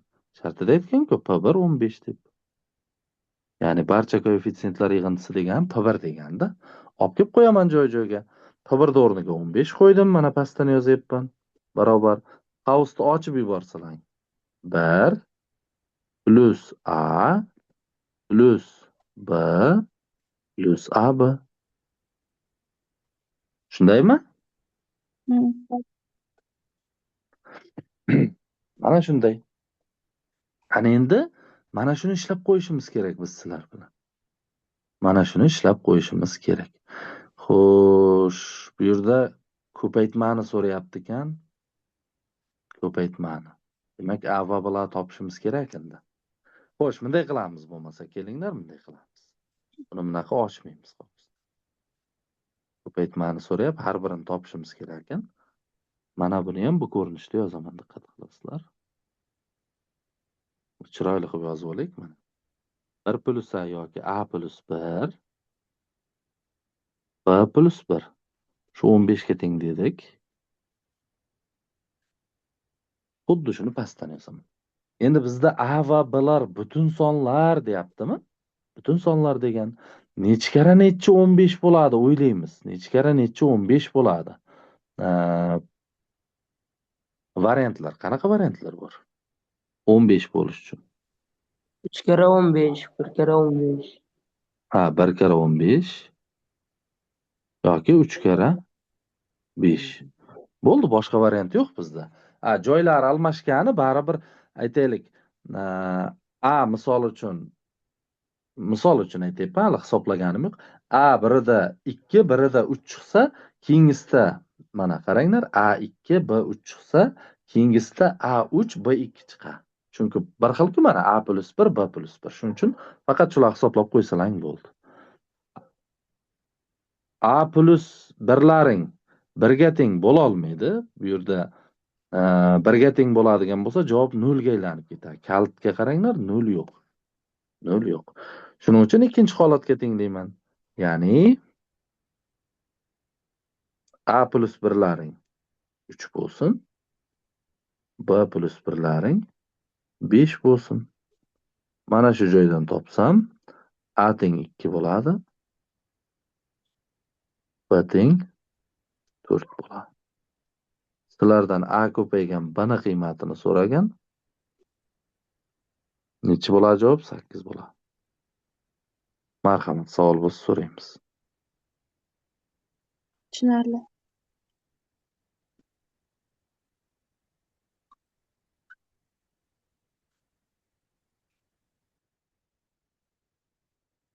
Tushunarli bo'ldimi? Nima uchun 1 bilan 5 15 ta olmaganimni tushundilarmi? Mana bu shartiga qaranglar, o'shani bo'yab beray sizlarga, yaxshisi.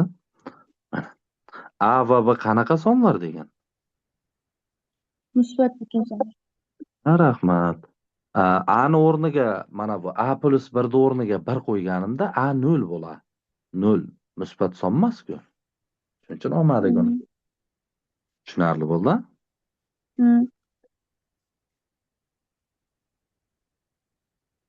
Mana bu. Bo'lmadi, bunisi bo'ldi. Yaxshi, davom etamiz. 20-savol. Quyidagi rasmda 60 pog'onali doimiy va bir-biriga teng ikkita eskalator ko'rsatilgan. Mana eskalator ko'ryapsizlar. Selim yuqoridan pastga tushyapti. Ahmed pastdan tepaga chiqyapti. Qismlardan ham sezyapsizlar. Quyidagi rasmda demak ko'rsatilgan, o'qidik buni. Zinalardan biri yuqoriga, ikkinchisi pastga tushadi. Xo'sh, demak Ahmed zinapoyaning pastidan tepaga 36 pog'ona ko'tarildi. Shu vaqtda Selim zinapoyaning tepasidan 42 pog'ona pastga tushdi. Ahmed tezligining Selim tezligiga nisbatini toping. Qaranglar, bu ham hayotiy masala.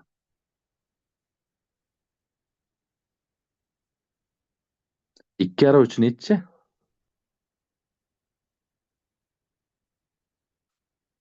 Savol beryapman sizlarga. Ikkara uch nechi? 6. Bo'ldi. Bu ham shunaqada. Mayli, yozay birinchi. Qaranglar. Ahmed nima qildi? Ahmed. Diqqat qilinglar, Ahmed. Xo'sh, 36 pog'ona yuqoriga ko'tarildimi?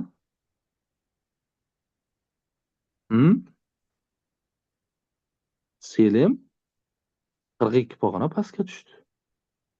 36 taqsim 42 bo'ladimi? Ha, tezliklar nisbatini so'rayapti.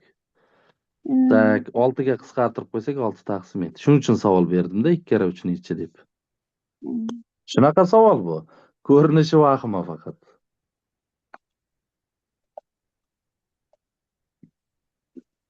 Xo'sh, lekin buni chalg'itib bunaqa berishi ham mumkin edi. Ahmed demak 36 pog'ona ko'tarildi. Selim yerdan hisoblaganda 36-pog'onada turibdi deb savol berish mumkinmidi? Yerdan hisoblaganda 36-pog'onada. Tepadan tushganda nechinchi pog'ona bo'ladi u?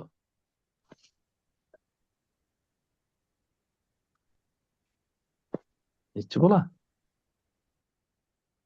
Demak, pastdan hisoblaganda 42, tepadan hisoblaganda nechi bo'ladi o'sha 42 bo'lsa?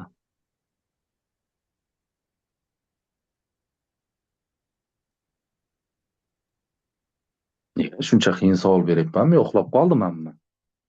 11:30, 10:30 bo'libdi. Qaranglar.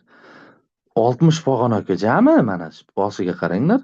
Men aytayapman, pastdan hisoblaganda 42-pog'onada turibdi mana bu 42-zina mana. Pastdan hisoblaganda 42-zina. Tepadan hisoblaganda nechinchi zina bo'ladi shu? Jami 60 ta zina bo'lsa. Jami 60 ta bo'lsa. Qaranglar. 42-zina bo'lsa, tepada 18 ta qolyaptimi? Hali yurilmagan 18 ta zina qolyaptimi? Tepadan hisoblaganda mana 42-zina 19-zina bo'ladi.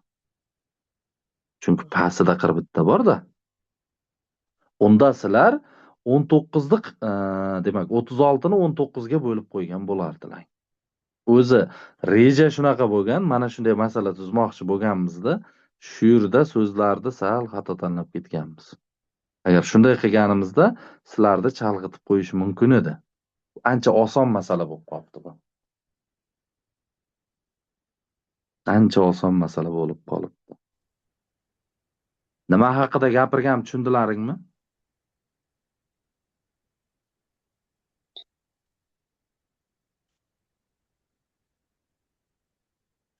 Chatlar o'qib boryapman, yozaveringlar. Shunday ustoz. Yaxshi. 21 ham o'ziga yarasha chiroyli savol. Kim qanaqa ishladi? Aytinglarchi fikrlaringni. X plus ildiz x ni 10 dan nariga o'tkazib berdim men. X plus ildiz x ning 10 bo'ldi. Keyin bu yoqdagi shartida 10 berilgan-ku. X plus ildiz 10 da qo'yib berdim. Молодец. X plus ildiz osti x teng 10 bo'ladi berilgan shart bo'yicha. Mana topib oldik. Berilgan shart bo'yicha mana shunga teng bo'ladi. Ana endi bizdan nimani so'ragan? X plus 10 taqsim ildiz osti x plus 5 ni so'ragan. E'tibor qilinglar. X plus suratdagi 10 o'rniga Baxtiniso aytganda x plus ildiz osti x ni qo'yib yuboramiz. Mahrajda ham ildiz osti x.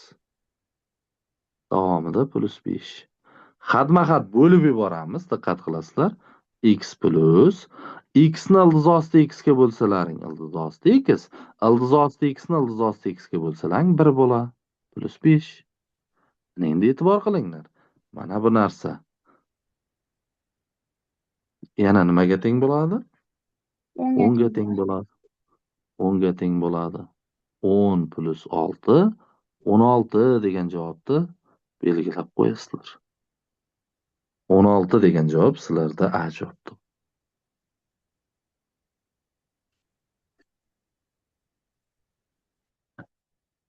Tushunarli bo'ldimi? Qolganlarga ham?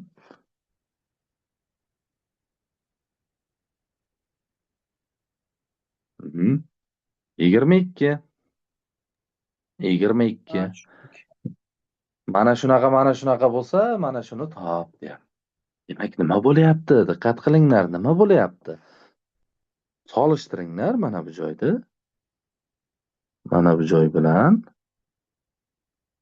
berilgan joy bilan mana bu so'ralganni solishtiringlar.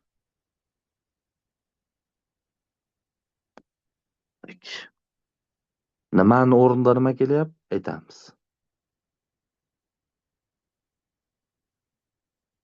Solishtiradigan bo'lsalaring, A'ni joyida 3 kelyapti. B'ni joyida -5 kelyapti. Boshqa narsa yo'q bu yerda. Yozaman 5 darajasida, 5 darajasida. Demak, qo'yaman mana A'ni o'rniga 3, mana 3 burchakcha -5. Demak, o'ng tarafdagi A'ni o'rniga ham 3, B'ni o'rniga -5 qo'yaman. 2 ko'paygan 3, -3 kara -5. 4. Buni hisoblab olay. O'ng tarafni 6, 15, 4. 25 bo'ldi. Demak, qayta yozib olaman. Mana 5 darajasida 3 burchak -5 teng 25 deganimiz 5 ning kvadrati.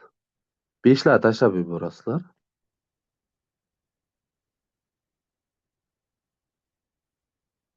Necha bo'ladi? 2 ga teng bo'ladi. Tamom?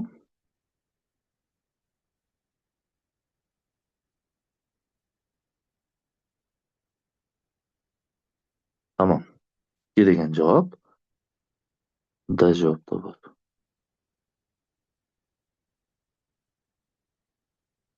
Tushunarli bo'ldimi 22? Yozamiz chatda. Ha, tushundim. Endi shoshilmasdan tushuntiryapman, mayli ko'proq vaqtimiz ketsa ham. Mana shu tengsizlikni yeching degan. Bu juda oson tengsizlik ekan. Qaranglar. Suratdan +-2 degan ildiz chiqadi. Boshqa rangda yozay, tepaga aralashib qolmasin. Suratdan +-2 mahrajdanchi -1 degan ildiz chiqadi. O'shalarni son o'qida joylashtiraman. Oraliqlar usulida ishlamoqchiman-da. 1, 2, 3.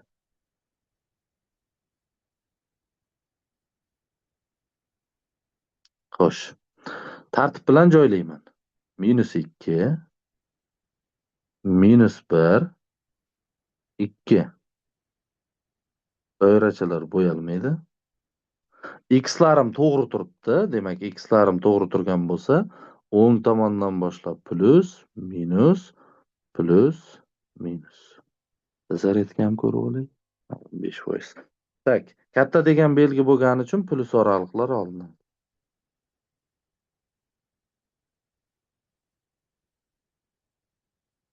Yozaman. X tegishli -2 dan -1 gacha hamda 2 dan cheksizlikgacha. Qaysida bor shu javob? -2 dan -1 gacha A'dami? B javobda emas. Ha, A degan. Ha, javobda qaranglar. Ishoralarni ham o'ynab tashlaganmiz-da. Sizlar adashishlaring mumkin bo'lgan hamma tomonni hisobga olganmiz. Xo'sh, 24. 117 soni 90 sonidan necha foizga ortiq qaranglar. Buni ham shpargalka berganman. Demak, 117 nimadir? 90 nimadir? Aniq bilasizlar sizlar. Bittasi 100% deyilishini, bittasi x% deyilishini aniq bilasizlar. Faqat qaysi 100% deyiladi desa, mana bu qaranglar. Bo'yab qo'ya o'shani. Mayli. Nota bo'yab qo'y, qaranglar mana. Dan qo'shimchasini olyapti. Qaysi biri olyapti shuni? 90 olyapti. 90. Mana shu dan qo'shimchasini olganda nima deysizlar yoki ning dan qo'shimchasini olganda 100% deysizlar. 90laring 100% bo'ladi. 117laring x% bo'ladi. Mana shu joydan x topib qo'ysalang bo'ldi. Bitta proporsiya qilasizlar. Tak, 90x teng 117 2 0 11700. Xo'sh, bo'linadi 9 ga, demak, nollar qisqarib ketsa, nechi bo'ladi? 130 bo'ladimi? X teng 130 chiqyapti. 130% ekan. Endi qanchaga ortiq degan? Qanchaga ortiq degan? Farqni topib qo'yamiz, farq.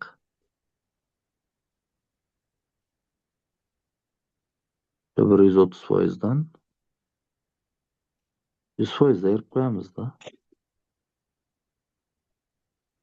30% ortiq. Lekin kecha majburiy blok darsimizda, mana majburiy matematika darsimizda bundan ham oson usulda ishladik.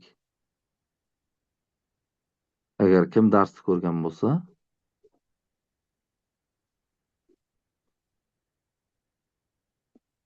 uni aytmayman. Agar kimgadir qiziq bo'lsa, kechagi videolarni ko'rsalaring bo'ladi. Guruhga tashlab qo'yganmiz. Endi meni haqimdagi masala ekan, hech ishlamaydigan odamni dalasi, fermer xo'jaligi haqidagi masala ekan, qaranglar. Quyidagi rasmda, demak, fermer xo'jaligi tasvirlangan. Berilgan ma'lumotlarga ko'ra, fermer xo'jaligining maksimal maydonini toping. Nima ko'z oldingizga kelyapti hali masalani yechmasdan turib?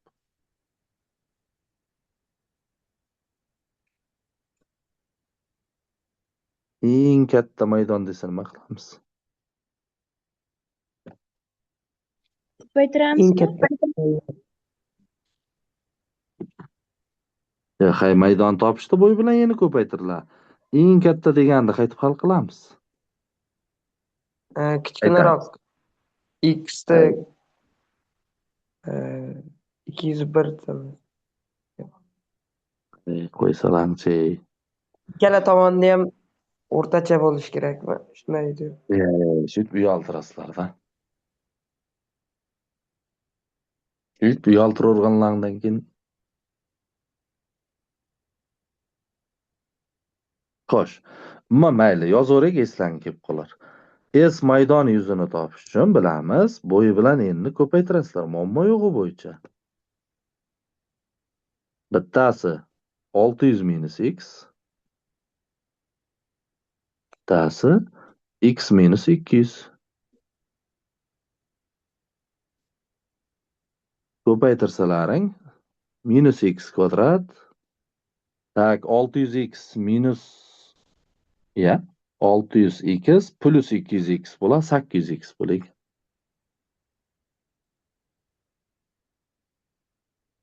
800x bo'ladi. Bunisi qancha bo'ladi? 120 mingmi? 12 ni orqasidan 4 ta 0. Yuza mana shunga teng, hammasi x ga bog'liq. Endi o'sha yuza maksimal bo'lsin, minimal bo'lsin, eng katta bo'lsin, eng kichik bo'lsin degan masalalarda hali kelmadigan sizlar bilan u masalalarga.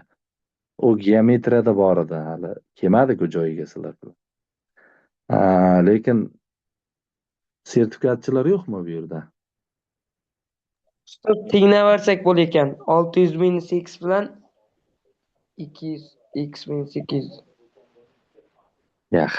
Nega tenglab yuboramiz? Qaranglar. Yuza maksimal bo'lsin desa, o'sha s dan hosil olib 0 ga tenglaymiz, baraka topqirlar. Aytganimdek, ko'pchiliklarga hozir chatda o'tirganlar ko'pchiligi o'tilmagan. Nasib qilsa o'tamiz yaqinda, bilib olasizlar. Sizlarga mana shunday yuzasi yoki bo'lmasa stereometrik masalalarda hajmi, to'la sirti eng katta bo'lsin deganda o'sha o'sha aytilgan narsani bitta noma'lumga bog'lab topib olasizlar va topilgandan keyin bitta hosil olib nolga tenglaysizlar umumiy holatda. Hosil olsalaring -2x plus 800 bo'ladi hosil olsalang. Teng 0. Demak, X teng 400. x teng 400 bo'ladi to'ppa-to'g'ri. X topib oldik. Ana endi sizlar mana qavs ochilgan holatiga qo'yib o'zlaringni qiynamanglar. Demak, nega yozaman? S 400 deb yozaman. Ya'ni x o'rniga 400 qo'yibman degan. Qavs ochilgan holatiga emas, ochilmagan holatiga qo'yinglar mana. 600 minus 400 600 tak 400 minus 200 mana bu 400 minus 200. Og'abiga aytganda teng bo'lib qolar ekan, kvadrat bo'lib qolar ekan. Xo'sh, 200 200 bo'lsa 200 ning kvadrati. 2 ning kvadrati 4, 2 ta 0 ning kvadrati 4 ta 0. Ya'ni 40,000 metr kvadrat ekan. Meni maksimal maydonim. Fermer xo'jaligimni 40,000. Bu yerda nima bosaq ekan? Xo'sh, davom etamiz. Davom etamiz. 26. Mis va rufdan iborat qotishmaning massasi 18 kilogramm. Qotishmaning 60%ni rux tashkil qiladi. Qotishmaning 50%ni mis tashkil qilishi uchun unga necha kilogramm mis qo'shish kerak? Aynan mana shu turdagi masalalar uchun ham sizlarga ideal yechim berganman. Buni yechish yo'llari juda ham ko'p, qaranglar. Lekin men sizlarga ideal yechim berganman. Qanday? Bitta turdagi mana bu elementga bog'lab olasizlar. Tushuntiraman. Qaranglar. Dastlab sizlarda 18 kilogramm. Bunday qilik. Misal keyin kattaroq chizib ko'rsatay mana. Toki keyin bunaqa masalalarda muammo qolmasin. Mana. Rad qilasizlar. Qotishmani tarkibi 18 kilogramm. To'liq qotishmani tarkibi. Bizlarga qaranglar, nima berilgan? Dastlabkisida rux berilganda misni so'rayapti. Ozroq kallani ishlatinglar. 60% rux bo'lsa, mis qancha bo'ladi? Aytamiz. O'zi qotishma rux va misdan iborat. 60% ruhga chiqib ketsa, misga qancha qoladi deb savol beryapman. Shuni aytinglar, 40%. Ana endi qaranglar.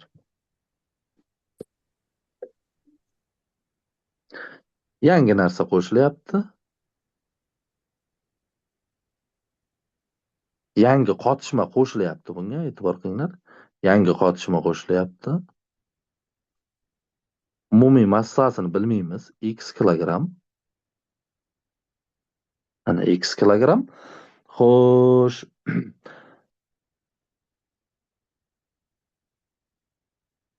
Mis qancha bo'ladi unda?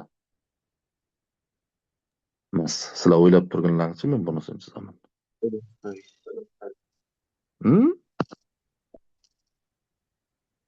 50%. Unda oxirida nima bo'ladi?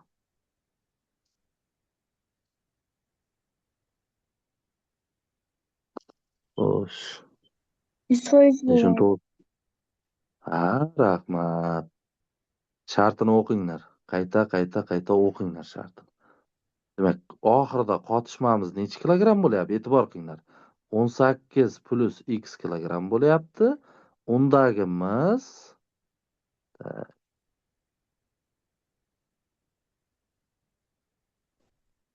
undagimiz 50% bo'lyapti. Shartiga qaranglar, baraka topkurlar.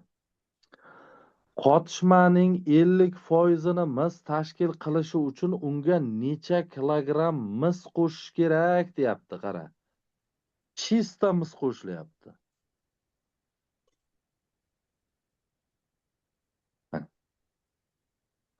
Mana bunda mislaring 100% bo'ladi. Chista mis qo'shilyapti mana. E'tibor qilinglar. Birinchi qotishmaga 18 kilogrammi qotishmada mis ham bor, ruh ham bor. Ikkinchisida aytyapti-ki, necha kilogramm mis qo'shish kerak deyapti. Mis qo'shilayotgan bo'lsa, unda ruh bo'lmaydi-ku, hammasi mis bo'ladi. Natijada mana bu hosil bo'ladi. Mana. Sizlar har safar bunaqa qilib yurishlaring shart emas. Bir marta tushuntirdim men maydalar. Qanaqa ishlaysizlar, qaranglar. Demak, dastlabki qotishma 18 kilogramm, undagi mis 40% qo'shilyapti. X kilogramm, undagi mis 100%. Va hosil bo'lyapti. Jami qotishmamiz 18 plus X, undagi mis 50%. Tamom, mana shuni yozib olsalaring bo'ldi. Hammasini 10% ga bo'lib yuboramiz. Shu o'rinda bitta ma'lumot, demak, aynan matematika atrofimizda foizlar degan qo'llanmamiz respublika miqyosida ommalashgan, respublika miqyosida o'qiladi. O'sha qo'llanmamiz Sahobiddin ustoz shogirdlari guruhida bor, qadalgan xabarlardan topsalaring bo'ladi.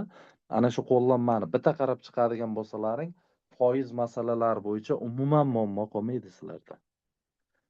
10% ga bo'lib yuboramiz. 10% ga bo'ladigan bo'lsak, nima bo'ladi? 18 kara 4, 36, 72, 10x barobar. 10% ga bo'ldik, 5 qoldi. Ichkariga ko'paytirsak 90 plus 5x. X'lar bir tarafga o'tkazaman. 5x teng qancha? 18. Bu yerdan x topsalaring 18 taqsim 5 yoki 3,6 kilogramm. Mana shuncha tozamiz qo'shish kerak ekan. Ba'zi ko'rinishdan sal qiyinday tuyulishi mumkin, lekin bitta o'rganib olsalar, qaranglar, 3 qator yozasizlar, misol chiqadi. Va umuman adashish mumkin emas. Yoki bo'lmasa, mevani tarkibida shuncha suv bor edi, ma'lum vaqtdan keyin undagi suv tarkibi shunchaga tushib qoldi degan masalalarda ham ishlaydi, faqat orasi ayruv bo'ladi. Mana bu qo'shuv degan joyimiz ayruv bo'ladi. Bug'lantirildi degan masalalarda ham ishlaydi. Ketdik, davom etamiz. 27. Mana shuni 10 ga bo'lganda qoldiqni toping. Sizlarga savol. 10 ga bo'lgandagi qoldiq nimaga teng bo'ladi? Oxirdagi songa. Berilgan sonning oxirgi raqamiga teng bo'ladi. Masalan, 126 ni 10 ga bo'lsalaring 6 qoldiq qoladi. 488 ni 6 ga bo'lsalaring 10 ga bo'lsalaring 8 qoldiq qoladi. 10 ga bo'lgandagi qoldiq eng oxirgi raqamga teng bo'ladi. Demak, biz 3 darajasida 4n plus 2 ning oxirgi raqamini topib qo'ysak bo'ldi ekanda. Shundaymi? Mana shuning oxirgi raqamini topib qo'ysak bo'ldi. E'tibor qilasizlar, bu nima bo'ladi? Mana bu 3 ni 4-chisining n'chisi bo'ladi. Ko'paygan 3 ning kvadrati bo'ladi. Tushunarli bo'ldimi shu narsa? Darajani darajaga ko'targanda daraja ko'rsatkichlari ko'paytiriladi, ora pul ko'paytiruv bo'lganda qo'shiladi darajalar. Endi qaranglar, 3/4-chisi 81 bo'ladi, 81 da n'chisi ko'paygan 9. Endi oxirgi raqami 1 bilan tugagani uchun 1 da har qanday darajasi 1 bilan tugaydi.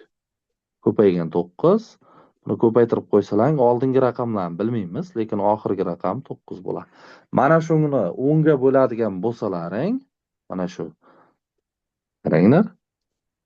Nimadir sonlarda 9, mana shuni 10 ga bo'lsalaring Qanaqadir to'liqsiz bo'linma hosil bo'ladi, lekin qoldiq 9 bo'ladi.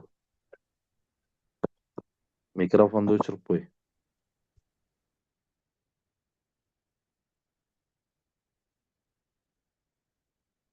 Mana 28 minus 143 ni 69 ga bo'lgandagi qoldiqni toping.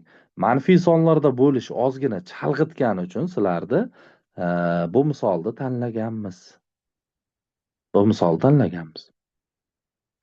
Bu yerda asosiy shart qoldiq nima bo'ladi? Musbat son bo'ladi. Qoldiq musbat son bo'ladi. Mana shunga e'tibor qilish kerak. Diqqat qilasizlar. Erinmasdan mana burchak usulda bo'laman. Minus 143 bo'laman 69. Sizlar tushuninglar, muhimi meni vaqtim ketsa ham nechtadan bo'ladi? Endi o'zimcha o'ylayapman. Nechtadan bo'lsin? 3 tadan bo'lsa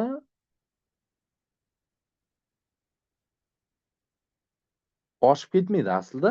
Ko'pchilik bunaqa o'ylaydi. Birinchi xato o'ylaganini aytib beray. 2 tadan deydigan bo'lsak, 2 tadan qancha bo'ladi? 138 mi? 138 deydida. 138 deydida yoki bunday deyik, minus 2 tadan deyik shuni. Minus 2 tadan desak, minus 138 deydida, ayirib yuborgan payti nima qoladi? Minus 5 qoldiq qoladi deb o'ylaydi. Qoldiq manfiy bo'lmaydi-ku.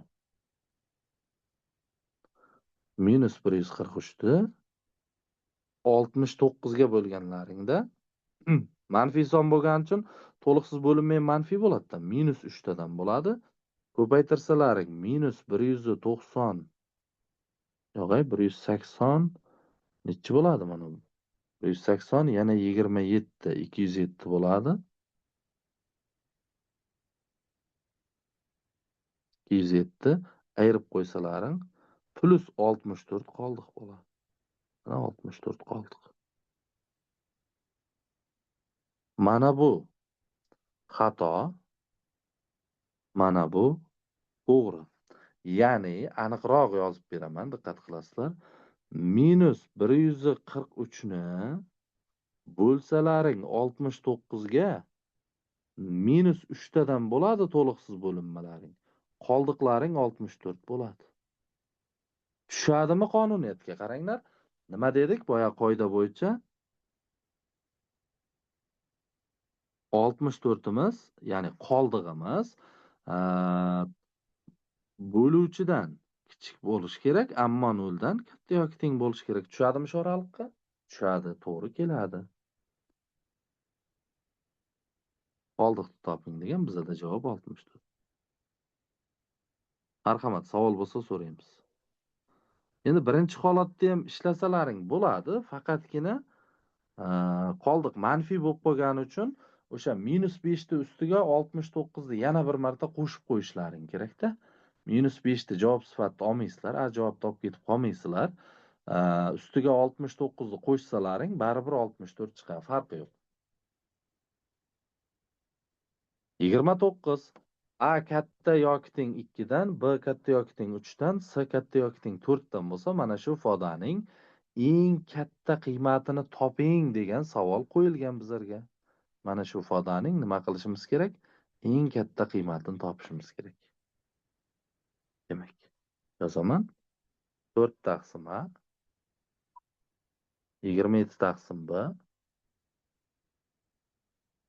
16 taqsim C. Bu yerda hammasi qo'shiluvchilar bo'lgani uchun yig'indini qiymati katta chiqishi uchun har bir qo'shiluvchi iloji boricha katta chiqishi kerak. Surat o'zgarmas sonlar kasrning qiymati kattalash uchun maxraj kichiklashi kerak. E'tibor qilinglar. A deganlaring 2 dan katta yoki 2 ga teng sonlar. Bu maxraj iloji boricha kichiklashi kerak deyapmiz. A ning eng kichik qiymati 2 bo'ladi. Mana bu yerga yozib ham qo'ying mayli. Eng katta degan uchun mana buni maksimum deb.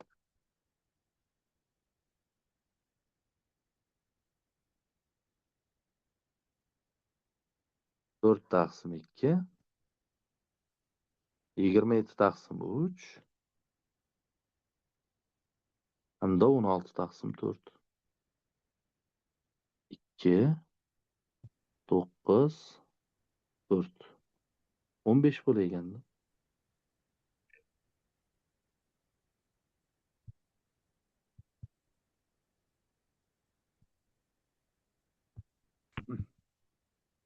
Xo'sh, demak, yana men dalam haqida ekan masala, o'tuvchi avtomobil yo'li tasvirlangan mana.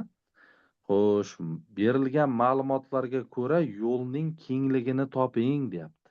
Bu nisbatan osonroq masala ekan. Osonroq masala. E'tibor qilasizlar. Xo'sh, birinchi funksiyamiz. Birinchi funksiyamiz yoki to'g'ri sig'imiz 3x minus 4y plus 10 teng 0. Ikkinchisini tak minus nechiga bo'lib taxlab yozaylik? Minus 2 ga bo'lib taxlab yozaylik. Ikkinchisini minus 2 ga bo'lib taxlab yozsak, nima bo'ladi? Minus 2 ga bo'lsak 3x minus 4y.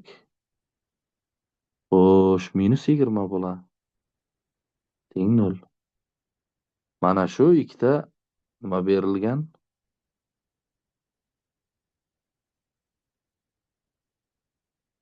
To'g'ri chiziq tenglamalari berilgan.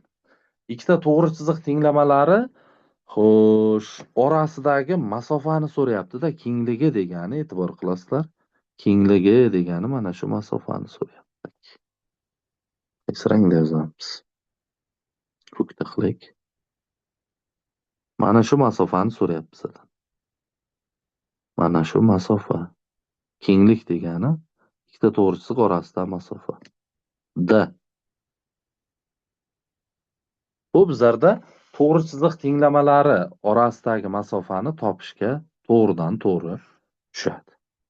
Nima bo'ladi bu D ni topish? D teng. E'tibor qilinglar, 3x bir xil, minus 4y bir xil, faqat s'lari farq qilyapti. Bu formulasi bitta eslataman. Formula bo'lsin, mana qizil rangda yozay. D teng bo'ladi. D teng. Suratda modul ichida S1 minus S2, S1 S2 deganlarimiz bular ozod xatlar.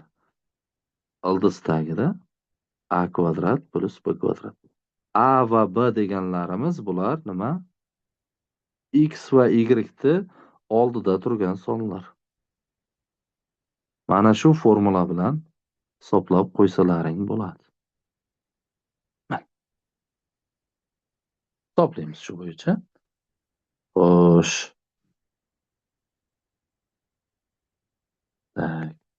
Qo'shaylikmi? Nima bo'ladi? D teng. Yozaman, D teng. S1 10 ga teng.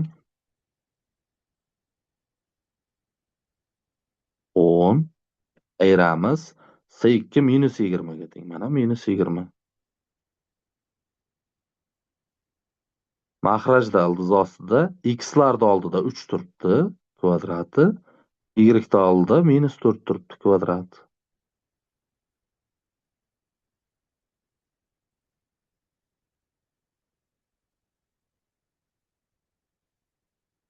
Suratimiz demak 10 plus 20. Mahrajimiz ildiz ostida 25. Demak, suratdan 30 chiqadi. Mahrajlaring 5. Yo'lning kengligi 6 birlik ekan endi. Santimetrmi, metrmi? Endi santimetr bo'lmaydi-ku, metr bo'ladi-da. 6 metr ekan o'sha yo'lni kengligi. Xo'p, kimnidir esdan chiqib ketgan bo'lsa, bu formula adashmasam keyingi darslarda o'rganamiz. Mana tog' kunlari o'tilayotgan maktabdagi keyingi offlayn darslarimizda aynan mana shu formulalarni yaqinda takrorlaymiz. Endi esdan chiqib ketgan bo'lsa. Bizda hozircha shular. Ana endi dars haqida fikrlaring yoki savollaring bo'ladigan bo'lsa eshitaman. Marhamat, savol bo'lsa so'rashlaring mumkin. Ustoz, rahmat kattakon dars uchun. Tushunarli bo'ldimi ishqilmamasi? Savol qolmadimi? Ha, tushunarli bo'ldi. Endi Rahmat ishlab katta. qo'yasizlarmi shunaqa masala tushsa? Ha.